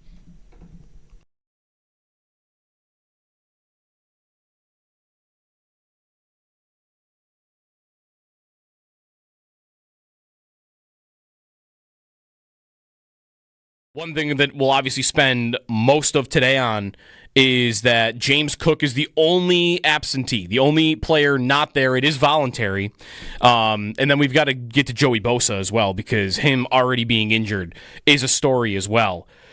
Let's start here, though, Sal. Cook not being there, I don't know, how did you feel like McDermott sounded about it? Are you surprised even that... Because even didn't you say that they don't usually give attendance at these things? So is it weird maybe or not weird that he kind of, right out there for everybody, the only guy not here is James? Yeah, for the last couple of years, I think Sean's kind of said if a guy's been there or not that's notable, and it'd give you a reason just so you know. But it's not like they go through a list like they do during regular season. This guy's limited, this guy's not here. But for the last couple of years, if I remember right, Sean has given a couple names. Hey, he's dealing with something. He's out personal. You won't see him out there. Just to kind of head it off at the pass so we don't go out there in the media where's this guy? I think James, everybody understands. That's the, for Sean McDermott's role, I think as head coach, he understands we're all going to be looking for that. And we're going to be asking him about it. So he's just going to come out and tell us right now, hey, he's not going to be out there today. But he also made sure to say, we're staying in contact. James will be here when he's ready to be here. I didn't think it sounded any different, Joe, than it has for the last month and a half, 2 months. You go back to the owners' meetings, combine, whatever, when you're talking about contract extension questions we've given Sean McDermott and Brandon Beane, attendance questions, whatever it is, I don't think anything sounded different yesterday from Sean McDermott than what we've heard from McDermott and Beane for the last 2 months, which is Yep, he's under contract. He'll be here when he needs to be here. And right now he's not. So, hey, he's a grown man. He can make his own decisions. I'm paraphrasing. He didn't say this yesterday specifically. Sure. But this is kind of how it sounded to me. And, okay, we're going to go out there. I think the other reason why I think Sean gave attendance yesterday, because I think he's really proud that everybody else is there. Yeah. Like, hey, everybody's here, including, by the way, Josh Allen. I didn't think Josh would be there yesterday.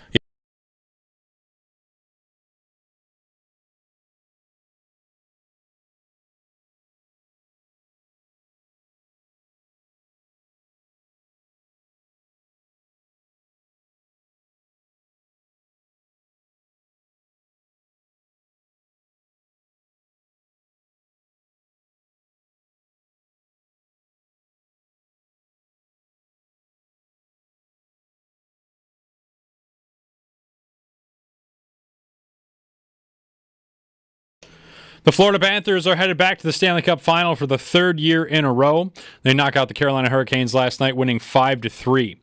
The Edmonton Oilers could also be back to the Cup Final as well. They take on the Dallas Stars tonight. Edmonton holds a 3-1 series lead over the Stars. Game 5 starts at 8 o'clock in Dallas.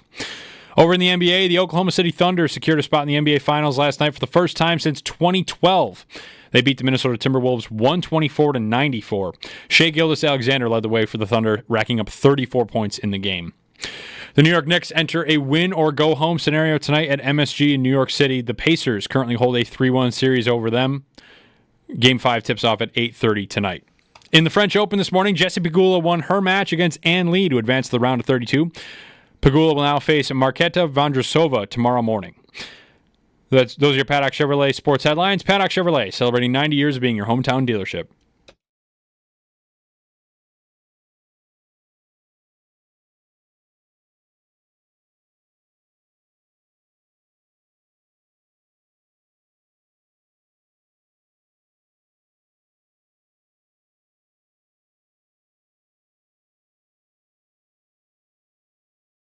I think that James is a very good player that is extremely valuable to the Bills, but I think that the Bills are valuable to James Cook as well. When you have a quarterback like Josh Allen, when you have the run scheme like the Bills have with the run blocking, I think there's a lot that James benefits from being in this ecosystem to play his best football. I think that's part of the equation, and I do wonder what factors are important to Brandon Beane. You know, he hasn't paid a running back. Is there something that could be different? I mean, the Bills know who James Cook is. Are they adverse to meeting those demands because they don't want to put those types of resources into the position?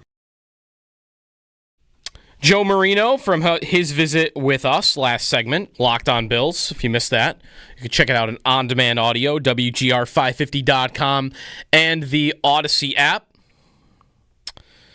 Good morning. It is overcast looking right now. Not the greatest weather. Hopefully we get some sun a little bit later on tonight.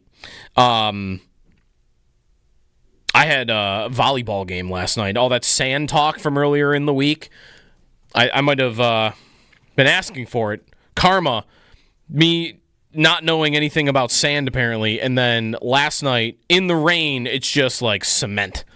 Basically, in spots. You got to rake it. Like diving in wet sand is the worst thing in the world. It's because it clumps. Yeah, the clumps of it like got in my shirt last night at one point in time.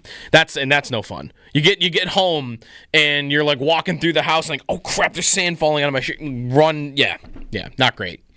Anyways, that conversation we had with Joe.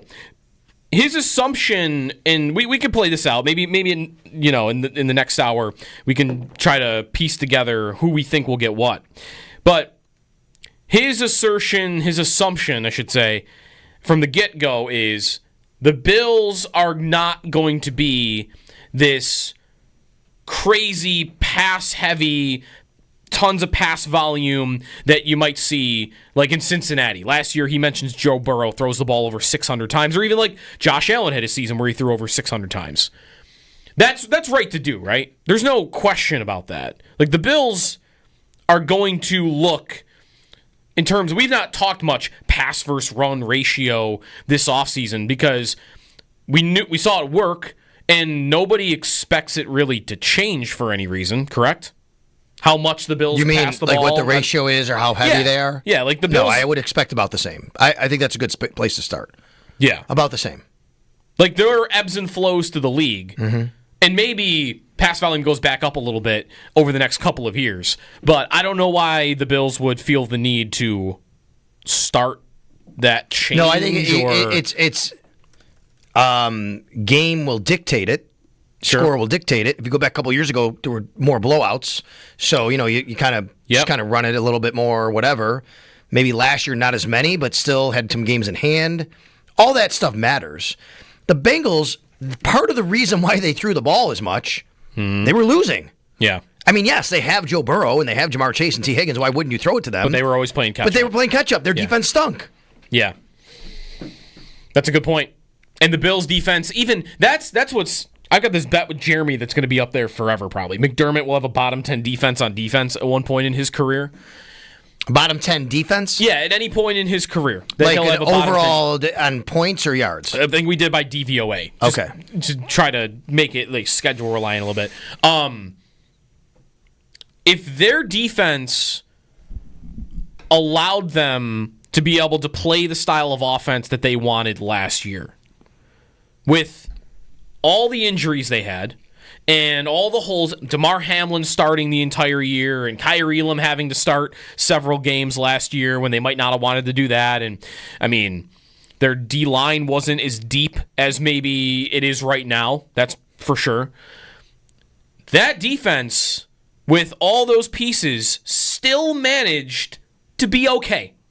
Maybe not in the playoffs and in the Chief game. They probably wanted more at their disposal. But you know what I mean? Like, if the Bills with McDermott and Bobby Babich running the show, with all those holes on defense, still don't look like what Cincinnati looked like last year, I don't know that they ever will.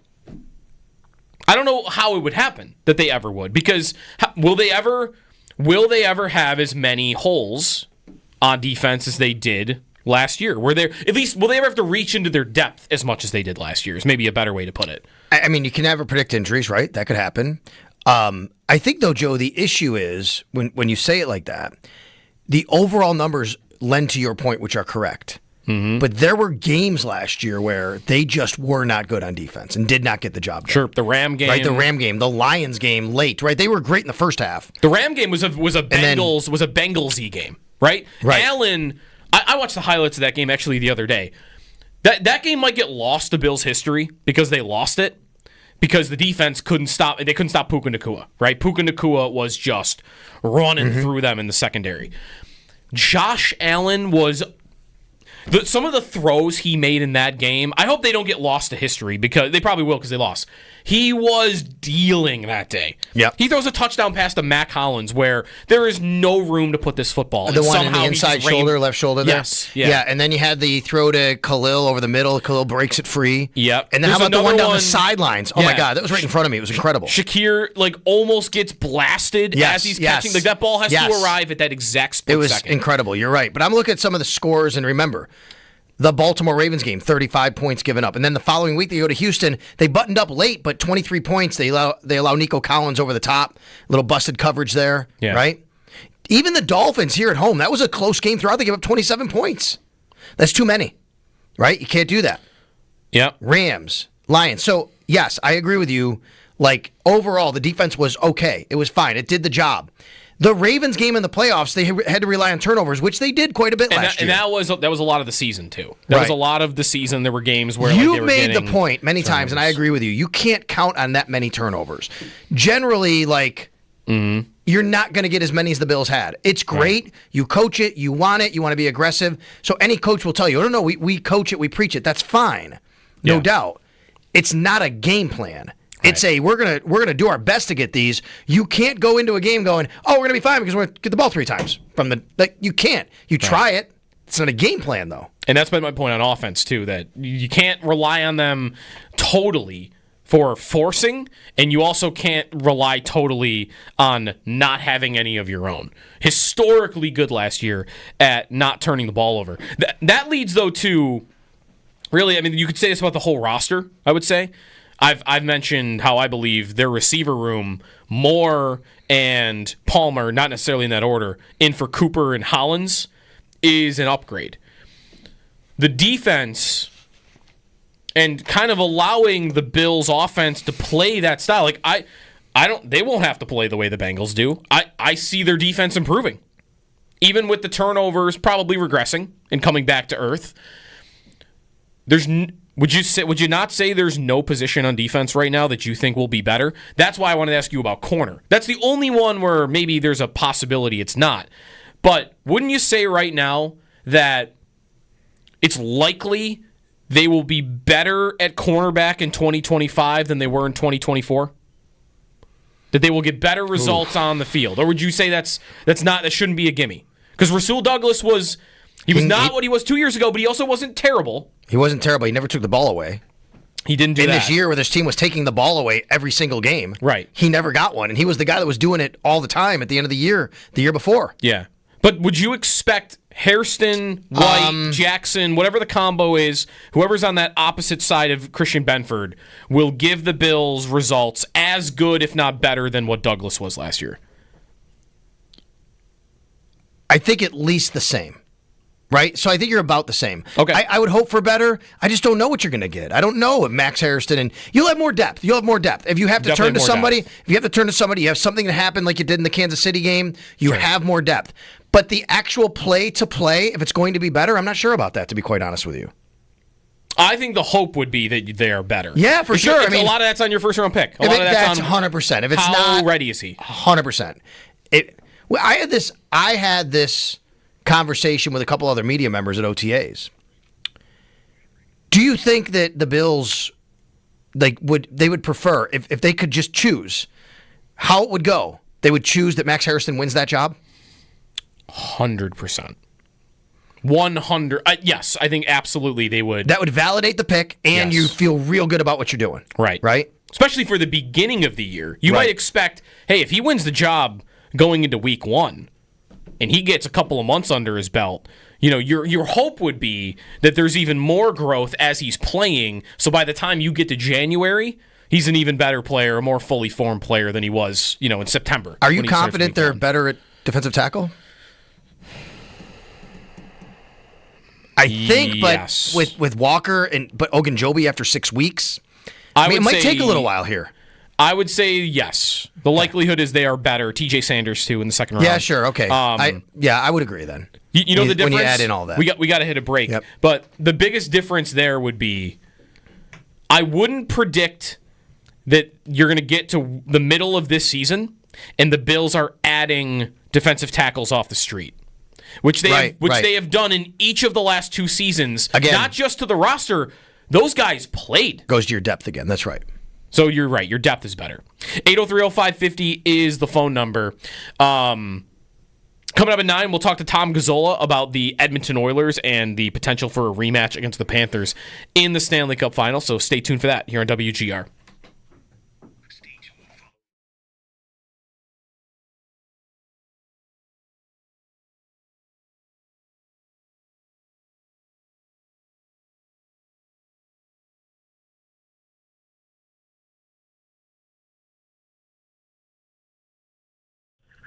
So I think that James is a very good player that is extremely valuable to the Bills, but I think that the Bills are valuable to James Cook as well. When you have a quarterback like Josh Allen, when you have the run scheme like the Bills have with the run blocking, I think there's a lot that James benefits from being in this ecosystem to play his best football.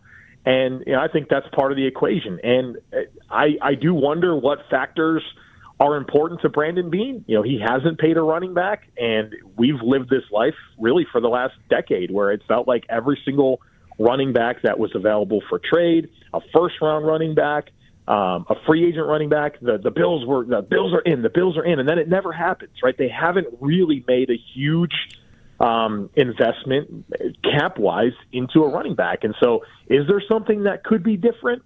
I mean, the Bills know who James Cook is. Are they adverse to meeting those demands because they don't want to put those types of resources into the position?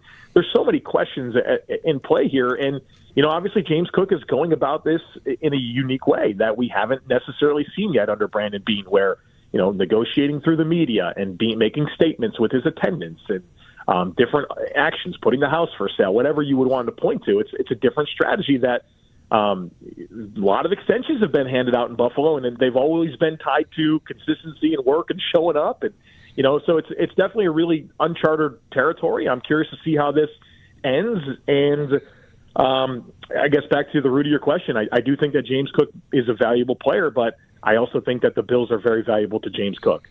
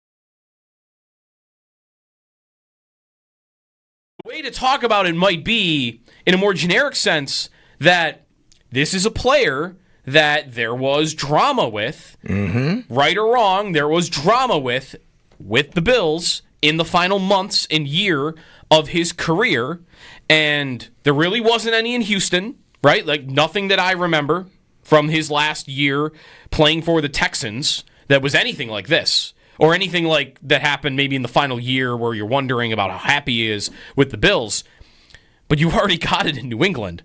And Vrabel is a very no-nonsense coach. He's trying to establish a culture. He's got a young quarterback that he's trying to mold, I'm sure, and is going to only want to make great decisions on the field and off the field. Right. Went right to it. And he's going to want positive influences around Drake May, so I don't know. Like, does this make a Bills fan smile today? That he is already causing distractions in New England? Oh, I've seen plenty of that already. Yeah, for sure. So almost maybe like this is maybe a good question. Some fans might be happy he's there. Is that too far? He's still a good player. I mean, we got to see what he looks like when he comes back from the knee. I think he's still going to be a very good slot receiver in the league. I think his days as an outside perimeter number one are long gone.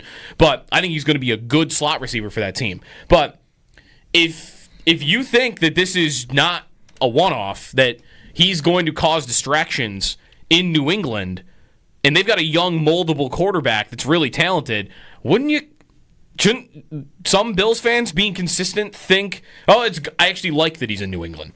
I prefer that he's with the Patriots doing this.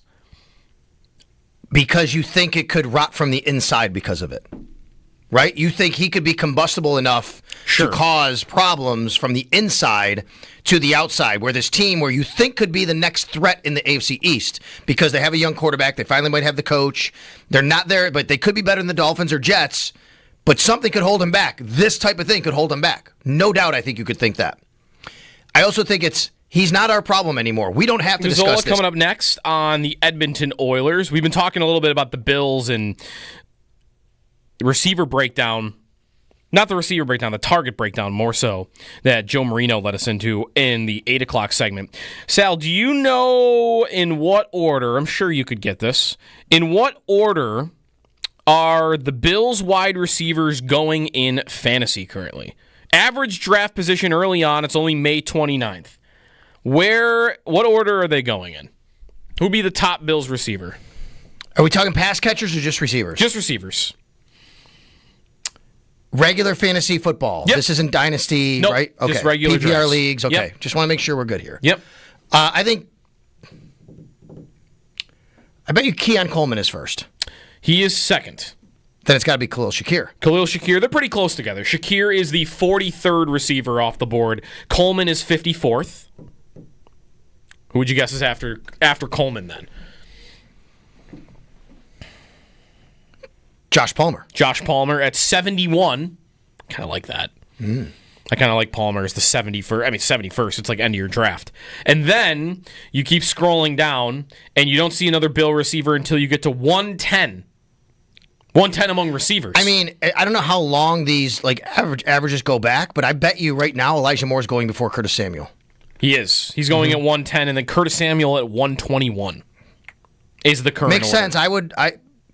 If I'm drafting, yeah, and I get later in the draft, I'm taking more of a chance on Elijah Moore, I think, than I am on Curtis Samuel.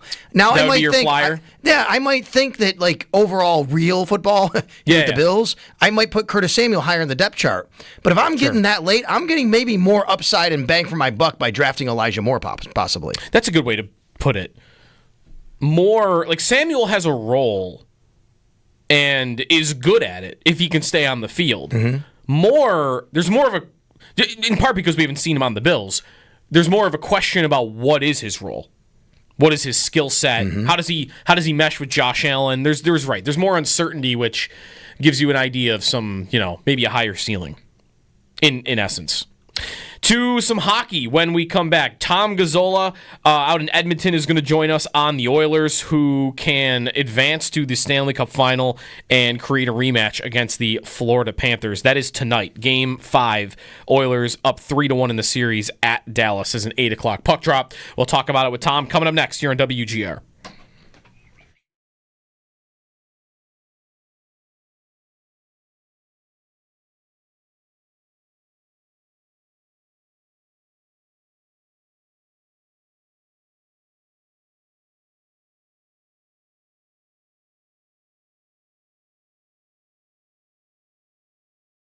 So Florida is going to the Stanley Cup final for the third year in a row. There have been, in the last 6 years, only 2 different winners of the Eastern Conference, and they all play in the same state. Florida 3 years in a row. The Panthers have made it 3 years in a row after the Lightning made it 3 years in a row. And I don't know, do you have any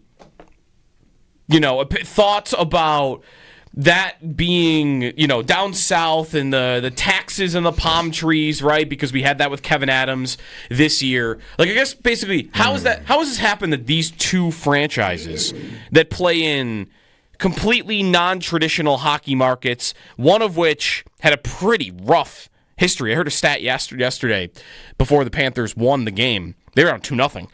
That they won 4 playoff series in their first 28 years of existence. 4 playoff series.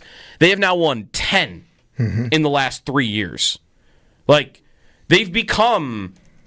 They're not a dynasty because you've only won 1 Stanley Cup. You probably got to win 3 before you really start getting that label seriously. But the Panthers have gone out there and built. We were talking about it the other day. I don't see a weakness on that hockey team. They have a star goalie. They have great defensemen 1 through 6. They have great forwards. They have star players. They made all the right trades. You could say, well, they get the benefit of no state income tax. I'm not into that as much. I'm not either. But as someone who lived down there, and it's a talking point down there. Yeah, I'm not. I look around all of sports. Why aren't the Rays better? Why aren't the Dolphins better? Why aren't the Buccaneers better? These teams have had a little bit of success here and there. Sure. The Buccaneers are okay right now.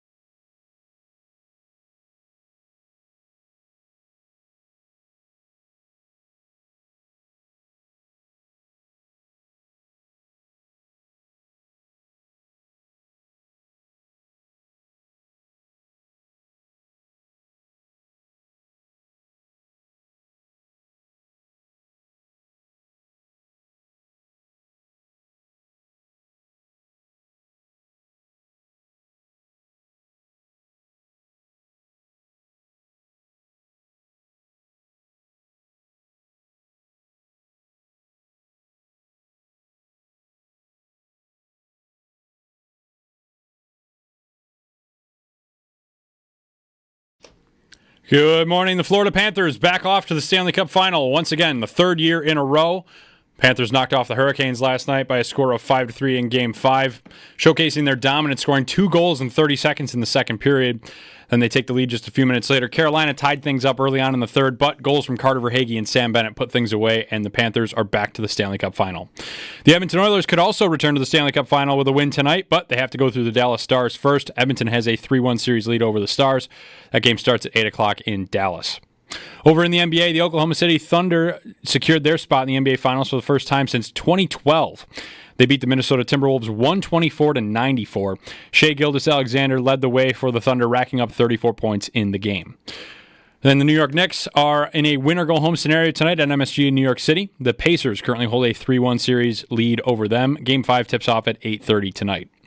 Some early drama in OTAs in New England. Patriots head coach Mike Vrabel said he's been in communication with wide receiver Stephon Diggs, who is not present at the team's OTAs. A video of Diggs surfaced yesterday of him partying on a boat in Miami. Vrabel said, quote, "We want to make great decisions on and off the field," end quote. And the Cleveland Browns quarterback battle is underway. Kenny Pickett is leading the way. Pickett quarterbacked the first team at the start of the Browns' OTAs yesterday. The Browns have to decide between Pickett, Joe Flacco, Dylan Gabriel, and Shedeur Sanders at the start of the season. And in the French Open this morning, Jessie Pegula won her match against Ann Lee, advancing to the round of 32 at the French Open. Pegula will face Marketa Vondrousova tomorrow morning. That's your Paddock Chevrolet Sports Update. Paddock Chevrolet, celebrating 90 years of being your hometown dealership. I'm Josh Schmidt for WGR Sports Radio 550.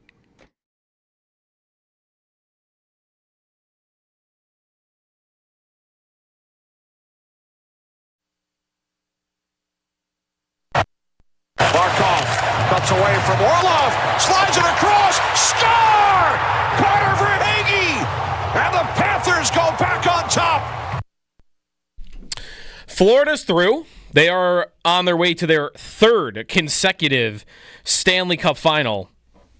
By the way, the Prince of Wales trophy. Oh, yeah. Which is awarded to the Eastern Conference champion. Yes, because it used to be the Prince of Wales Conference. Yeah, has been won by a team in Florida 6 years in a row. Oh, man. Boston in 2019 is the last time. So that is hey, it's the state of hockey. At least around here.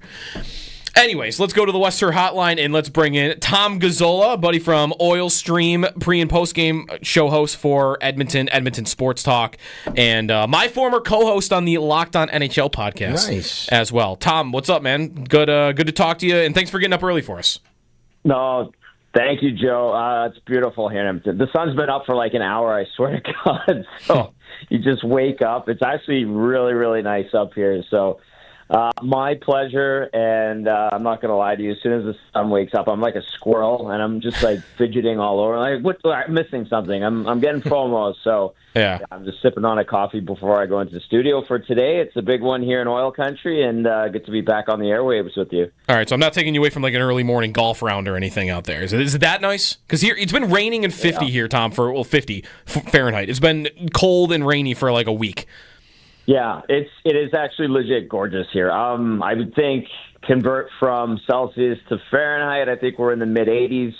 We're going to have one of those days, not a cloud in the sky. Nice and beautiful. Yeah, it's been gorgeous. All right. Well, a big one tonight against Dallas. I want to get to the potential rematch against Florida with you for sure and some of the lineup stuff for the Oilers. But the way this series is going, up 3-1, is the story that the Stars just can't figure out how to score goals? I think that's a fair storyline to bring up. And I would say there's a couple of things that have happened. We're sitting here looking at the Stars going, what's up with all their big stars? What's happening with Mikko Rantanen, just a couple of points in this series? What's happening with Roope Hintz? We know he's hurt now after going into the little scrum with Darnell Nurse a couple of games ago and taking a slash on the top of the foot, and that's kept him out. But he's been ineffective even before he got injured. Jamie Benn, he's an older guy now. Tyler Seguin, he's been nicked up for years, and he's getting older. And Jason Robertson has been a little bit banged up. So I think we've kind of attributed the lack of offensive punch from the Stars to that. And then when you go and you look at the Oilers, you're like, wow, this team's actually playing decent defensively. They are really efficient with the puck in their own zone. Maybe you look at the roster and you look at the D-men and you go, well, that's not really a strong defense on paper, but these guys and this team has been really efficient with the puck, and they have, kind of patched it together without Mattias Ekholm for the last month and a bit. So I think a couple of factors go into it. But, yeah, I think for us, at least watching it from an Edmonton media perspective, it just feels like the Stars' big guns just haven't been firing at all. It does feel like this year, Tom, is a bit under the radar for how they've kind of had to adjust their game a little bit, right? We talked a lot about that with Toronto here in Buffalo, in this part of the North America. Toronto had to be a little bit more comfortable playing closer games. I feel like maybe Edmonton has its reputation of being high-flying, of course, but they've had to win different ways this year. They have, and the other thing, too, that's a great point, because we've been talking about how Edmonton's gone through so many lessons over the last few years, especially in the postseason, and the harshest ones. They've lost to the last couple of Stanley Cup champions, going back to Colorado. So it seems like they've finally learned their lesson and matured. And in the regular season, there was a lot of frustration around here because it wasn't an ideal regular season. They weren't good on the penalty kill. They weren't good in their own zone. Their 5-on-5 play was spotty at best. They were bad in the neutral zone. They couldn't save a goal off the rush most games. There's so many issues throughout the regular season that you look at, and there were people around here going, geez, they're not even going to get out of the first round against the LA Kings. And then as soon as the playoffs started, all the guys that were strategically rested to be healthy for the postseason came back, and then they dropped the first two games against LA, and it just seemed to all click for Game 3 here in Edmonton, and they haven't looked back since. But yeah, the defensive side of the game has been a huge part of what has gotten the Oilers back to this situation, and it wasn't a pretty and it wasn't a smooth road to get here, but they seem to have figured it out, and I think a lot of it could be attributed to lessons learned in the past. Joe DiBiase, Sal Capaccio, joined by Tom Gazzola on the Western Hotline. How much confidence do Oilers fans have in Stuart Skinner right now, who's had 3 great games in a row, but he's Stuart Skinner? I don't know. You always might worry about, the one implosion game that could happen.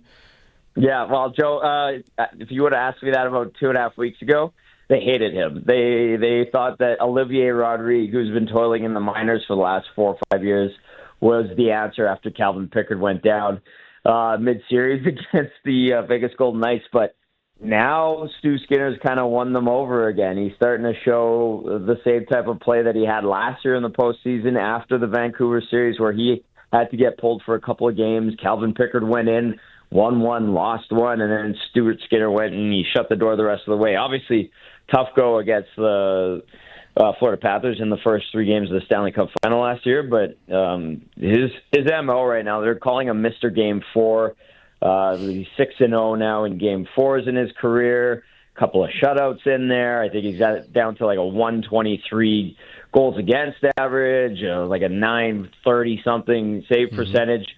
But when the series get longer, he gets better, and it took him a little bit of time. 6 games, he had a whole series and a half to kind of figure it out as you watch Calvin Pickard rattle off 6 straight wins, and then he's come back. He's been pretty solid since, and the confidence from the fan base, though, I mean, they're always going to be.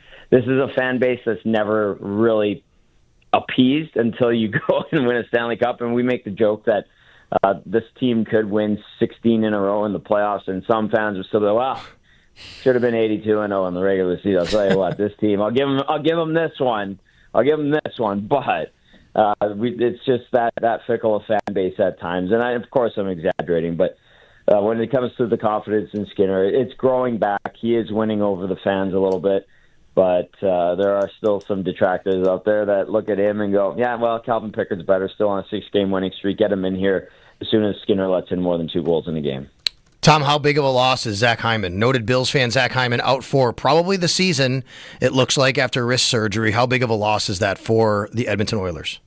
That's huge. There's no denying it. I mean, he all of a sudden became a wrecking ball physically in this postseason. He was on pace to set a record for hits in the playoffs, and Already had a couple before he got hurt the other night when Mason Marchment collided with him, and he's just been Mr. Clutch. Everything that you need from him, he provides, and that much more. He's kind of a glue guy in the room.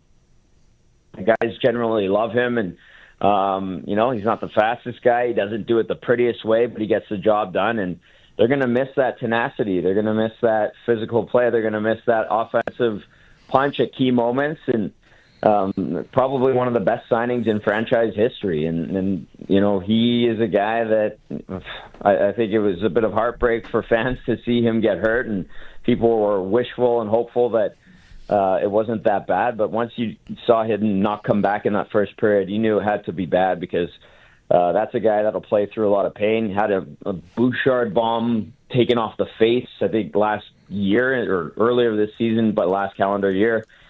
He made the comment that his nose sounded like a bag of chips that got crushed, and they had to have a cast on there, and he didn't miss a beat after coming back playing with a full visor on his head and his helmet for a chunk of time. This is a warrior. That's the best way to describe Zach Hyman, and they're going to miss him dearly. The good thing is they have some depth and good veteran players that can step in, and guys who have been playing decently well in the postseason. Connor Brown's nicked up right now. He won't play tonight, but he's a guy they're going to be eager to get back in the lineup. And for whatever reason, you guys, and Joe and I talked about it on our station here in Edmonton, going into when the Oilers signed Jeff Skinner, there are people here that are sympathetic to Jeff Skinner and want to see him get back into the playoffs. He's played one game. He got his playoff game, picked up a point. He was a classic -2. And people would text into our shows and be like, don't you think Jeff Skinner should get in? I feel so bad for him, don't you? I said, no. He's made over $100 million. He's just fine. He's skipping his way to a final here. He'll be okay, but he is still waiting in the wings, and with the hole left behind by Hyman, there's a couple of options available to them. Yeah, I'm sure he wants to get in the lineup, no doubt. I kind of would understand both ends of it. You're right. We've had a lot of discussion on him, and he ended pretty well, right? It was like 17 points in his final 30 or something for the Oilers. Yeah. Also, watching him for years, even though he had that point in game one, you tell me if you disagree, his game isn't... It's not something that makes you think it would get better in the postseason, you know? Like, I'm not saying he couldn't perform, and especially if you put him on a top line with McDavid or Draisaitl, I'm sure he would. But, I also don't expect him to be running around physical. That would be my question, is him in a long playoff series kind of get bodied out of the series? Yes. I mean, Joe, I think it was you that came on our station after the signing, and you said, don't expect him to generate his own offense. Don't expect a lot from him in his own zone. He can get streaky. He's a finisher. That's exactly what he ended up being, and he kind of fell out of favor with the coaching staff really quickly. I think people expected him to be on a line with McDavid or Draisaitl, one or the other. Both of those scenarios lasted minimal games, and you know what? He ended up seeing himself in the press box more often than not for a short while there, and third and fourth line minutes, that's not his game. If they were to insert him in the playoffs again, he doesn't really change. He's an offensive a mercenary, let's call him. And I know they'd probably ask him to do a little bit more than that, and I'm sure for a few games he could kind of get outside of his comfort zone and try to be more of a third, fourth line grinder, but that's not really his style. He's been in the league for, 14, 15 years now, and I don't think you're going to change his stripes all of a sudden. But maybe for a few games and you ask a guy to sacrifice for a Stanley Cup, some of them can do it. Maybe he would, but I don't know. I don't know if they're too eager to get him in just yet. Yeah, all that being said, do you think he'll get in tonight, that he'll be in the lineup? This is probably his best chance, because the other option is... Well, there's a couple of things. They have Max Jones that's waiting around. Derek Ryan hasn't played in the playoffs. They got some veteran bodies that are still kicking around that they could put in there. And then they have Matthias Ekholm, who's recovering from a lower body injury, hasn't played since April 11th. So they could go 11-7. 11-7. Yeah. Or they could put Jeff Skinner in there and try to get it done with him and play him probably minimal minutes. I'm guessing like 8 minutes tonight. So this is his best chance to get back in, just due to the circumstance of injury. So I'd personally expect to see Jeff Skinner get in over going 11-7 with Matthias Ekholm, but when your best defenseman is saying he's close, he can be pretty persuasive, and they might end up just going 11-7. But I think Skinner would be the right play here. Tom, before we get into a possible matchup with the Panthers, give us some insight what it's like in Canada, not having won a cup in 31 years and covering a team that's there again. You know, I mean, the weight, is there a weight that goes along with that from the fans, the media, the team? I think so. I think a little bit. I feel like it probably has subsided a little bit. I mean, it's interesting. I mean, with everything that's gone on between the two countries this year, you're seeing a lot of like Rogers commercials that are heavy emphasis on like 80s rock bands from Canada, that kind of music, and everybody's, pumping their chest with the Maple Leaf, and that's cool. We appreciate that, but it hasn't come with that much of a burden. And I think what's kind of like alleviated some of that is the fact that Canadian teams have gone to the Cup final in the last 3 decades, unfortunately losing a bunch of times. The Oilers doing it in Game 7 a couple of times. The Flames losing in Game 7.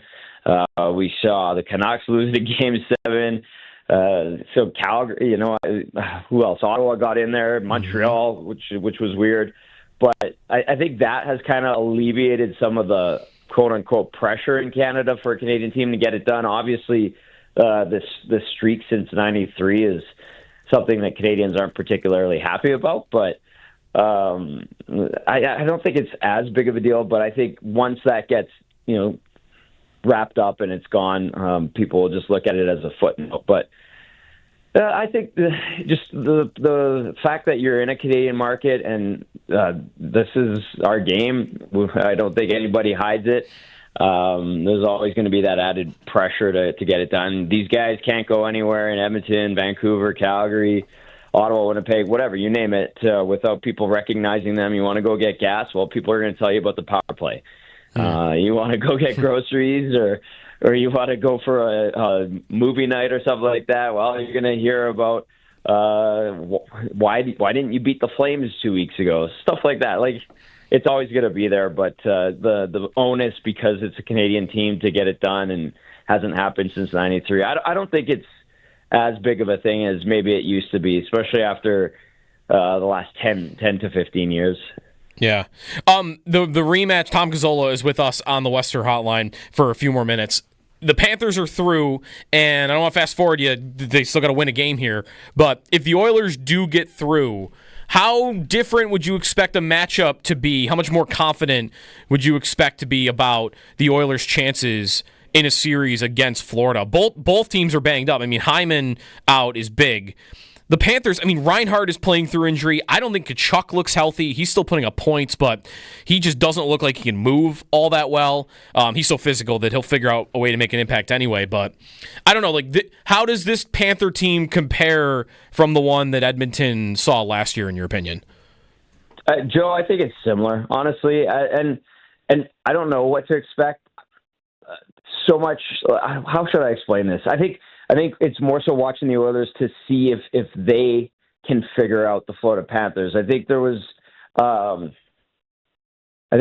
certainly kind of an element of surprise last year in the Stanley Cup final from the Oilers, and it was all very new to them. They had gotten to the third round before, but never gotten to the big dance, and I think they have to kind of get acclimated to that. And then finally, when they did, it was already 3-0 Florida, and then the Oilers started to wake up and understand that, yes, it's still just hockey, but it's the final boss, and you gotta show up. You can't just step on the ice and expect your skill to take over. That's not how it works in the Stanley Cup final. So I think from an Oilers point of view, I think they'll use that lesson. I think they have that familiarity with the Panthers. Florida was really good against the Oilers in the regular season, but again, it wasn't an ideal regular season for Edmonton. So there's a couple of things that I would look to when the Oilers make the Stanley Cup final and they face the Florida Panthers. How does Chris Knobloch adjust his strategy against Florida? How healthy is Edmonton? I think that's an important thing. And then you've got McDavid and Draisaitl, who I don't think have cracked a smile in over a month and a half. And how much is this lost to the Panthers last year, motivating them to kind of go supernova and right or wrong from last year. And so I think that's kind of some things that Oilers fans can be confident in, is this team has shown that it can adapt and adjust to its opponent this postseason. And then you've got like two of the best players in the world, plus a couple goalies that are playing good hockey, a team's defense that's kind of come together, even though it's not the best on paper. And there's some, the health of the team is okay, but you list off the injuries to the Panthers and guys who look nicked up. The Oilers have their fair share of bumps and bruises as well. So I think the Oilers will be more competitive in this series. I think that last year's loss is going to motivate them, and then the fact that these guys are mature, they seem to have learned their lesson. They'll use that and maybe get the result that they want, and the stigma of being a Canadian team that can't win a Stanley Cup, and we could be celebrating in the streets of Edmonton here. Yeah, you're not kidding about McDavid, by the way, like not smiling in a couple of months. I mean, maybe if you watched it, there was that Amazon, I know I watched it, the Amazon Face-Off series from last year. McDavid is, I don't know that he comes off this way publicly. Maybe people are getting more of a view of it now, but that dude is intense. Yes. Do you know how many dig the expletive in T-shirts are floating around this city now? That's a big thing because of that series. So, yeah. But he just looks like a grumpy cat walking around, and same with Draisaitl. And I if that's any indication as to where their mindset is at, people are kind of appreciating it. And so far, so good. Let's see if that continues. I want to ask you about McDavid's contract, and can it get possibly contentious once July 1st comes around and into next year? Obviously, they wouldn't want him to go into the final year of his deal without having a deal, but I guess it's possible. How do you see it playing out? Is this early, like July 1st comes and they sign McDavid to a long-term extension worth $1 gazillion, or and does that happen? How does this work? It could, or does it even happen, Tom, 30 seconds after he's eligible to sign it? Right. Yeah. I think, the Draisaitl contract last offseason, that was kind of the big test to see if these two guys were committed to the city, because the city obviously loves them and the organization wants to keep them. It would be stupid to not want them. But once Leon Draisaitl signed long term and at the price point he did, it was kind of like a sigh of relief from the fan base and people going, okay, well, his best friend just signed here. That probably indicates that he's going to be sticking around. And I think that belief holds true. There's no reason for it not to be the case. McDavid's wife just opened up a new fancy bar restaurant with her business in the top floor of a historic building right downtown here in Edmonton. And everybody here seems to be committed to the city, all the veteran players. And McDavid's kind of the guy that runs the show. He's the guy driving the bus, and I think he wants to stay here. So I do think the business side of it will have to, play its course or run its course and play out. I'm pretty sure that Daryl Cates is going to open up the wallet and say, hey, what do you need? Want some more? Sure. He'll probably get the biggest contract in NHL history and push things up and appease the NHLPA, and it will be long term. They're going to do everything in their power to make sure he's, a lifetime Oiler. And whether or not that's announced right after July 1st or whatever, I'm not sure, but I think it gets taken care of before the start of training camp. And we're talking about McDavid, trying to cement his legacy the same way Crosby has in Pittsburgh. I think that's kind of his mindset, go post to post with one franchise and take it to the tippy top of the mountain. And, he's almost done that. The money's certainly here for him and the opportunity, and him and his family have kind of invested in the community. So I think there's a lot of indicators saying he's going to be sticking around. But, you can't blame Leafs fans for wanting and longing for him, and they've been pestering Oilers fans a lot. We see it from our listeners and viewers that, Leafs fans just can't get over this whole thing, and they're saying, wait till the offseason when the Leafs make this great offer to McDavid, and say, okay, well, that's cute. But yeah, I think it gets taken care of, and it's not at the same level here, Tom, but it's the same thing is happening here with Sabres fans in Marner, by the way. Oh, yeah. Which is yeah. You know what would be great is if Buffalo got Marner. You know, that would be wonderful, and that helps the turnaround. And all of a sudden, the Sabres are beating the wheels off the Leafs and making the playoffs. And I would love to see that. Here's one thing that brings Canadians together outside of Toronto: watching the Leafs suffer. I think that's universal outside of Toronto, to be honest with you. Yeah. And then you can bother me in May to talk hockey, which that never happens. It's always the other way around. I would love that. You call me in the fall or the winter. I call you in the spring. That's generally how this goes. So. Yeah, well, I mean, we had a good team together when we were doing the Locked On AHL podcast, and it's great. I mean, every time you come on, Joe, people are like, geez, that Joe DiBiase. I'm like, he's the best. Yeah. The best. Well, maybe one of these years you'll call me in May. The team's got to figure it out, but maybe there'll be a reason. Just imagine Sabres Oilers in the final to the detriment of everybody around the league, and you and me are just high stepping to the rink every day. Yeah, I'll talk to you in 25 years about that one. Okay, maybe, at this deal. All right, thanks, Tom. Thanks, buddy. Thanks. Okay, thanks, guys. At Tom Gazzola, if you want to follow him on Twitter. Good Oils Foul on Twitter if you want to check him out there. Can you put him down? So the Oilers tonight against Dallas, 8 o'clock against the Stars. And as he mentioned, I think Skinner's probably going to get into the lineup tonight. I don't think he'll play a ton, but he hasn't played since game 1 of the first round. So Jeff Skinner, that is. Jeff Skinner. Sorry. Right, there's two Skinners. If Dallas wins tonight, there's got to be some angst. It's going to start creeping in. Well, it would be game 6 back in Edmonton. You know, you'd probably want to feel pretty confident. It's the same thing with the Knicks and Pacers tonight. It's the same kind of thing. This is the way series go, even though this isn't necessarily true. But, right, if Dallas wins tonight, it'll feel like, even though this isn't true, it will feel like game 6 is the series. Right. Because if you lose on home ice and allow Dallas to go back home for game 7, the Oilers will feel like it's over. Maybe not the Oilers players. The Oilers fans will feel like it is over. I think. It's been a long time since one of my teams played in a playoff series to kind of exercise these mentalities, but I think that's how it goes. I mean, you're talking basically Leafs Panthers anyway. That's kind of what happened, and it didn't go that way. Like once it got to game 7, the Panthers took care of business then. Right. Edmonton was down 3-0 last year to the Panthers. Yes. They forced game 7. Everyone in the world believed, they'll definitely win game 7. You're not going to win 4, 5, and 6 and not win 7. I don't know if I believed that. Every game I went in going, I don't know if they could. And it was like, all right, here they go. Another one. Florida was home for game 7 too, so that helped them. Anyways, on the potential Stanley Cup final, which by the way will begin either June 4th or June 9th.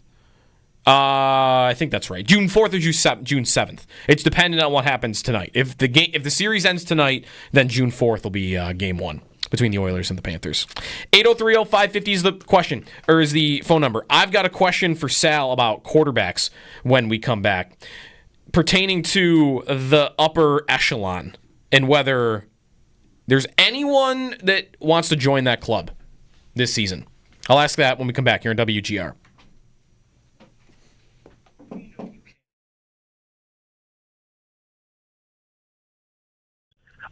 So I think that James is a very good player that is extremely valuable to the Bills, but I think that the Bills are valuable to James Cook as well. When you have a quarterback like Josh Allen, when you have the run scheme like the Bills have with the run blocking, I think there's a lot that James benefits from being in this ecosystem to play his best football. And I think that's part of the equation. And I do wonder what factors are important to Brandon Beane. He hasn't paid a running back, and we've lived this life really for the last decade where it felt like every single running back that was available for trade, a first-round running back, a free agent running back, the Bills are in, and then it never happens, right? They haven't really made a huge investment cap-wise into a running back. And so is there something that could be different? I mean, the Bills know who James Cook is. Are they adverse to meeting those demands because they don't want to put those types of resources into the position?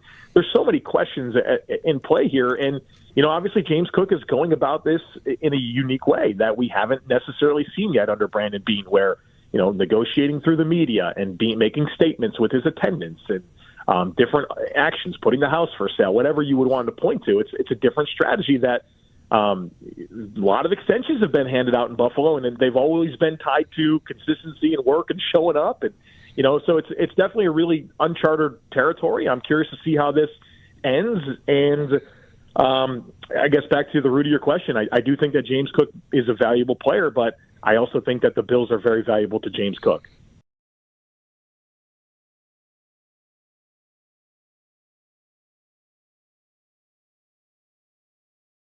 Joey Bosa. So McDermott updating everybody on Bosa there. A little bit of newsy update from McDermott that Bosa injured his calf last week, and he's not there at OTAs, which, man, Salek, there already is a question and a concern about his availability problems that he had with the Chargers. I mean, it is the reason he only gets a 1-year contract in free agency. And they're not even on the field for things yet, and there's already something that's popped up. Yeah. Now, McDermott said, how did he phrase it? It was for the foreseeable spring that he'll be out? So basically, yeah. However he phrased it, what he said was the rest of this offseason program. Foreseeable spring, offseason program. So, and part of the reason is because he did say it happened recently. So they are still in an exploratory mode, which gets you a little bit more, oh my gosh, like what else could it be? But, Joe, you know Sean McDermott well enough by now. Mm-hmm. He wouldn't kind of put a bit of a definitive timeline on it unless he's really confident about that. But he doesn't do that. He also did give a little bit of a sign, I guess by the exploratory part of it, and he mentions training camp, that there's at least a chance, isn't there, that he's out until, what, the start of training camp? And I think that's what it's not a short-term You mean thing. into training camp. Into training camp. Because training camp, it being even a question. Maybe I wonder if he's on the field and it's something that they're managing already. Oh, 100%. I think that's open for sure. The way he made it sound yesterday, what I took of it was he's not there this week. He's not on the field this week, next week, or mandatory minicamp. Once we hit training camp, he should be on the field. But I agree with you that doesn't have to be true. Like, you could get to training camp and they say, hey, we're holding back on him as he gets treatment or something. Or he's on the field one day and he's not on the field the next day because they're already they gotta be careful with the guy.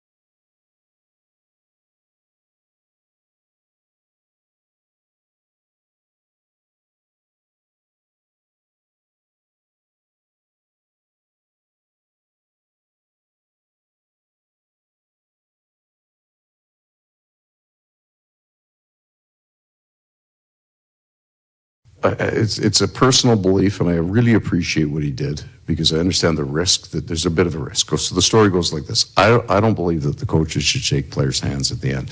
There's this long list of people in suits and tracksuits. So they're all really important to our group, but not one of them was in the game. There's something for me visually with the camera on of just the men who played, who blocked shots, who fought for each other. It's the end of one season. It's excitement for the other. There should be something really kind of beautiful about just the camera on those men who played shaking hands. So we should respect that.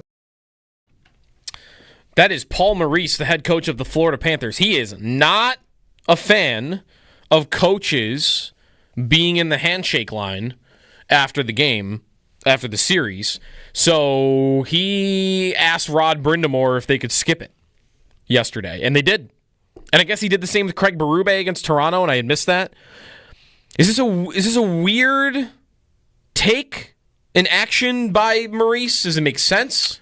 I think it's really interesting. I know of coaches who, in youth sports, high school specifically, don't want the kids to shake hands afterwards because, like in football, this happened. Don't want the kids to shake hands. Even the kids. Okay. So I've seen this in other forums where, and his reason's different. Yeah. I've been in situations where a coach has said, hey, just so you know, coach, no offense, we don't do that after. It's just there's too many things throughout the game. You're competing. Yeah. And I can't control, like, it's not. Can't control everybody. Can't control everybody. Yeah. Want to make sure nothing happens. You're kind of like, that's kind of weird. It's like sportsmanship. That makes more sense, though, when right? you're getting with kids as opposed to, like, grown adults that, professionals. So, in his thing, he's saying, hey, I'm okay with shaking hands, but not the coaches. The guys on the ice are competing, and they're doing that. Yeah. I think if you're going to do it, the coaches should shake hands. I mean, you just went against each other as well. You matched up wits. You know each other. I don't know. It's not a big deal to me. Yeah. I do think it's kind of odd, though, if everybody's going to do it, why you wouldn't do it. Right. Well, he's saying it should just be for the players. Right. Those are the guys that went to war. They should, that should be their the coaches thing. put their time in. I think, hey, respect for the grind you put in this series. Mm-hmm. Yeah, I guess I don't know. He's been doing it a long time. And he even referenced that when he was first coming up in the coaching ranks, like that's not something that he remembered. Like this is more of a recent phenomenon that the coaches kind of jumped into the handshake line. Paul Maurice, by the way, he has coached the second most games in NHL history. 1,931. He is only 190 games behind Scotty Bowman for the most all time. He'll definitely get there. He is only 58 years old. That's 2 seasons. By the way, the third most games coached in NHL history is Lindy Ruff. Any coach ever, Lindy's third all time, 1856. And only one of 5 coaches that's in the 900 win club.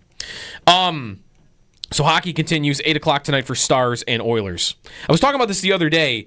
I wonder your thoughts on... I was talking about the not the Bills, the AFC quarterback picture. Okay. Going into this year. Yep. And you maybe could expand this to the NFL if you want. Would you not agree there's a big 4 quarterbacks? Mahomes, Allen, Jackson, and Burrow?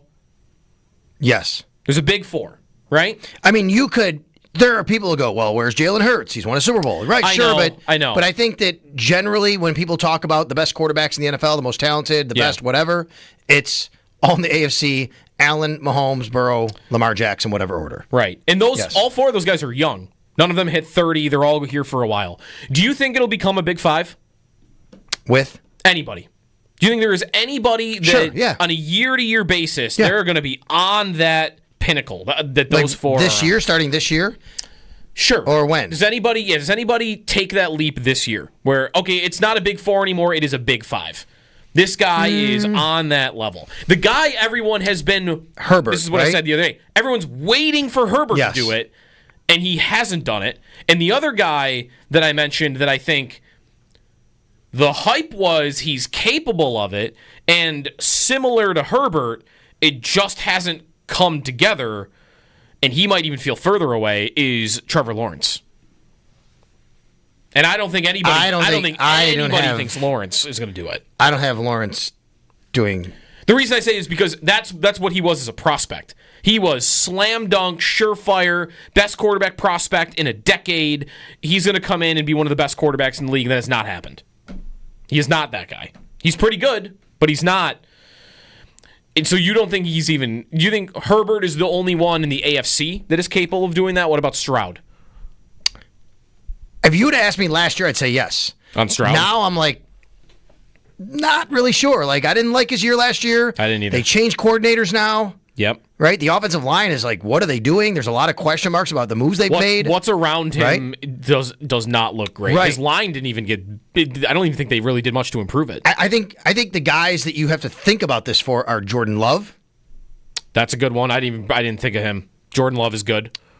Could you possibly think of Caleb Williams? He's only in his second year. I mean, I would think of him after I would think of Jaden Daniels. Yeah. Okay. Yep. That's fair. I think that's fair. I don't think you could put Jalen Hurts there, although you know that he's right below in another tier, right? But I don't think he ever advances to the consistent, he's in that what would be top 5 group. No, I agree with you. I think there's a pretty general understanding, unless you probably talk to an Eagles fan, that he is good, but he's not Mahomes, he's not Josh, he's not Lamar, he's not Burrow, right?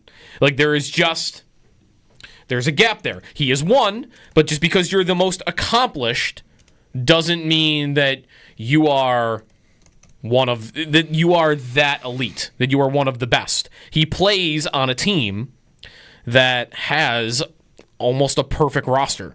So I don't want to say there's nothing Jalen Hurts could do for me to put him and make that a big 4, a big 5, but I don't believe Hurts will ever show me that level of play that would put him up there. I think Daniels is the one I'd be interested in, but no one's going to do that right now. It's 1 year, and you just mentioned Stroud. You don't know that Jaden Daniels won't have that year. Stroud had a historically good rookie year, as historically good as Jaden Daniels did. No one saw that coming. Stroud having that much of a regression. That could happen to Daniels. So I would say he's likely, but you're right. Really, I feel like everyone's just waiting for Herbert to do it. A couple of names you haven't brought up. I mean, Tua has had amazing stats. Yeah, but he's never going to be on that level of consistently talked about like that, right? Right. And like when we think of those big 4 guys, it is every year going in, they are an elite. They're going to be one of the elite MVP level quarterbacks in the league. That's every year. Every year, those 4 are trusted. Like those are going to be the best guys. Whereas, even this was Hurts a little bit. It's definitely true of Tua. These guys will have great years, right? There will be MVP years. Matt Ryan won an MVP. There will be seasons where a good quarterback has an elite season. Yes, that's right. But the 4 guys that But you're talking about consistent. Yeah, the difference that we always talk about them is every year they're going to be that. Okay. Does Drake May ever get there? It's a good question. I feel like I don't think this year. I don't think this year. I think he is probably capable of doing that, but he's got a long way to go, obviously. Mm-hmm. But I would say right now he is capable of it. He's got the athletic profile for it, and he was good enough in year 1 to make me think that it's in there somewhere. But they got to surround him with the right talent, and he's got to make the right steps. So maybe. Anyone else that's capable? I kind of like the list of who's capable. Herbert, Love, Daniels, May. Maybe Caleb? I don't know. My problem with him is going to be more and more I am respecting a quarterback's ability to not take sacks. Yeah. Maybe that could be my bias of watching Josh Allen for a living. It is more and more becoming known that it's more of a quarterback stat than an offensive line stat than people ever knew. Yes. Right now, you could be an offensive line breakdown, no doubt, and they could really stink and not be good on a good unit, and you take sacks. Right. But I think we're learning more and more that this is more of a quarterback stat than we ever realized in our lives. Right. And the other thing about sacks that more and more when you study these things and you look at like the impact on games and impact on a drive more and more like just reading about the impact of that, sacks are drive killers. Like I don't have the numbers off the top of my head, but there's a crazy decrease in your likelihood to score on a drive if you take a sack. Because you take a sack and now it's 2nd and 16, and instead of that 3-yard gain giving you, a 60% chance to still convert the first down, now you have like a 10% chance that you're going to convert the first down. Like they're drive killers. All this long story, because you asked about Caleb Williams. Caleb Williams takes sacks. And he took sacks in college, Yep. And then he showed up in the NFL, and not to say their line was good. He took the most sacks in the league with 68. He lost 466 yards to sacks last season. Yeah, he's got to be better in that. With that, no doubt. He's got a coach that might be able to get it out of him, though. Right? Ben Yes. Johnson is a very good coach, so we'll see. So I don't know, though. You can be wrong about these things. I didn't think accuracy could be taught, and Josh Allen now is like one of the most accurate quarterbacks in the league. Can not taking sacks be taught? Or is that something that is ingrained in you? Like, that's not something Allen ever had to learn. Allen showed up in the league with a pretty good awareness of what was around him, feeling pressure. Like, that's not one of the things. But he has also become better at not taking sacks. And he has gotten better, too. I mean, last year they set records, basically, right, for the fewest amount of sacks. I watch Caleb Williams, and I just feel like he has no idea what's going on around him. His eyes are down the field, but when he doesn't feel it coming. You know, almost like that was Lossman, wasn't it? It wasn't Lossman, just he never knew what was around him. Guy was hitting from behind, and he had no idea he was there. It's this conversation. That's Caleb Williams. The next guys, the capable guys, anybody. It's all young guys, obviously. You could understand why, but it's funny because you're a big Stafford guy, and you didn't put him there. It's just too much. No, he's too far away from that now. Yeah, I think it's just a little too old for me at this point in time. I mean, he's still very good quarterback. Actually, I would take his cue from it. I heard him on a podcast recently because someone was talking up. It might have been actually who was Josh's quarterback coach, Jordan Palmer. I think Jordan Palmer was talking about it with him that quarterbacks hold Stafford, quarterbacks, guys that are in the profession, hold Stafford up on a pedestal because of the arm talent that he had. Like, that dude could make every throw on the field. He can make crazy throws that some guys couldn't make. And they were talking about that, and Stafford's like, I can't, there's a lot of those throws I can't make anymore. Interesting. Like, there's a chunk of throws that I could make when I was 32 years old that I can't make anymore. How many guys playing in the league who have expectations say something like that? Probably not a lot. Aaron Rodgers doesn't say that. No. You got to feel secure in your in yourself. So maybe that's Stafford. 803-0550, the phone number if you want to squeak a call in. We've got Extendo Sports coming up, and then Northtown Automotive Extra Point Show after that. You're Joe, on Extendo Sports, there was something we talked about earlier, and it's unbelievable that one of our listeners put something together that relates to it, and I cannot wait to tell you. Ooh. I cannot wait. I can't wait to see what this is. Okay, that's coming back.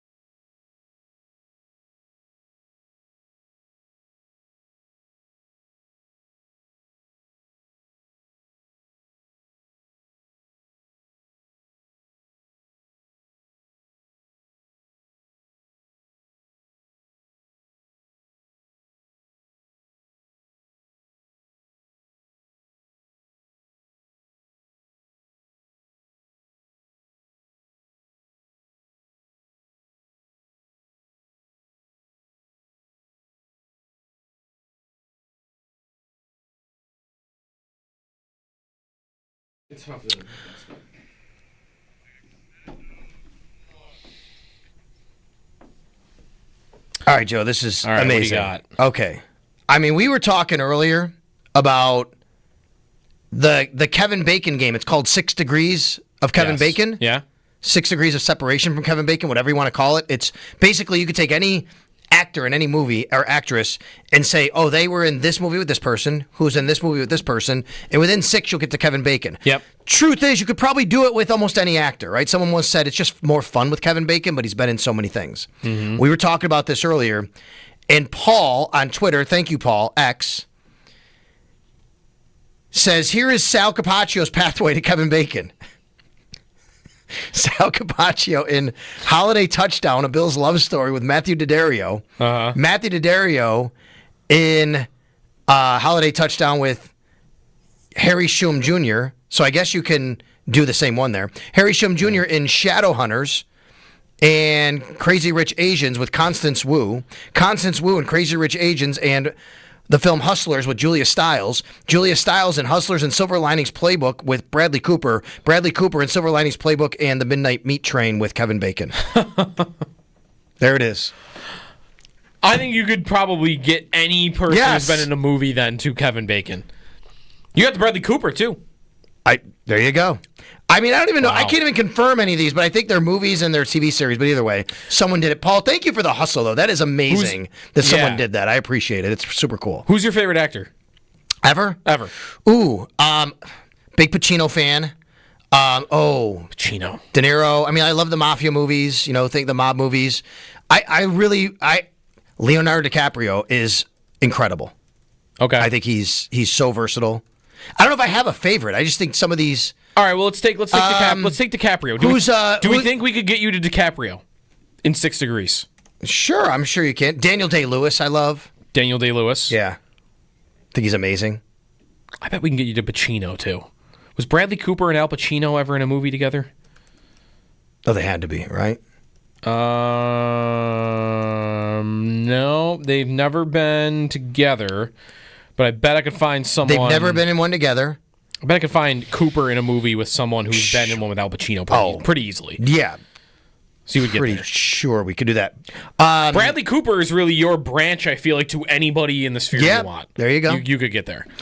Real quick, couple things. Number one, Chris Manhertz, who went to Canisius to play basketball, never once played football in his life, gets a tryout with the Bills, makes the team years ago, has just re-signed with the Giants for his 11th year in the NFL as a tight end. All right. Never once played football, went to Canisius, played basketball, which is amazing. And the other, did you see the whole Kenny Albert thing yesterday? He passed his dad in games broadcasted, right? He did, in national games. Yeah, and a lot of people probably didn't realize. I actually had people tell me they didn't realize Kenny Albert was Marv Albert's son. Really? Yes. Oh, I knew that. Yes, he's passed Marv Albert for a number of national play-by-play games broadcast. Interesting. Hey, there's still time to get the WGR VIP golf card if you want. It's a low price, $129. You get 8 awesome golf experiences: Diamond Hawk, Shamrock Hills, Atticus 10th Hole Golf Course, Bobolinks, and Golf Dojo, plus a free box of Vero 1X1 golf balls, deals at Rick Zurak Golf Warehouse on Transit in Bowmansville. So get all those details, and you can purchase at at getmyperks.com. That'll do it for us. We'll come back for a Friday. Tomorrow's Friday already? Memorial Day. Be back. I'll be in Studio Capaccio tomorrow with you. All right. So come back for that, and stay tuned for the Northtown Automotive Extra Point Show, which is on the way next here on WGR.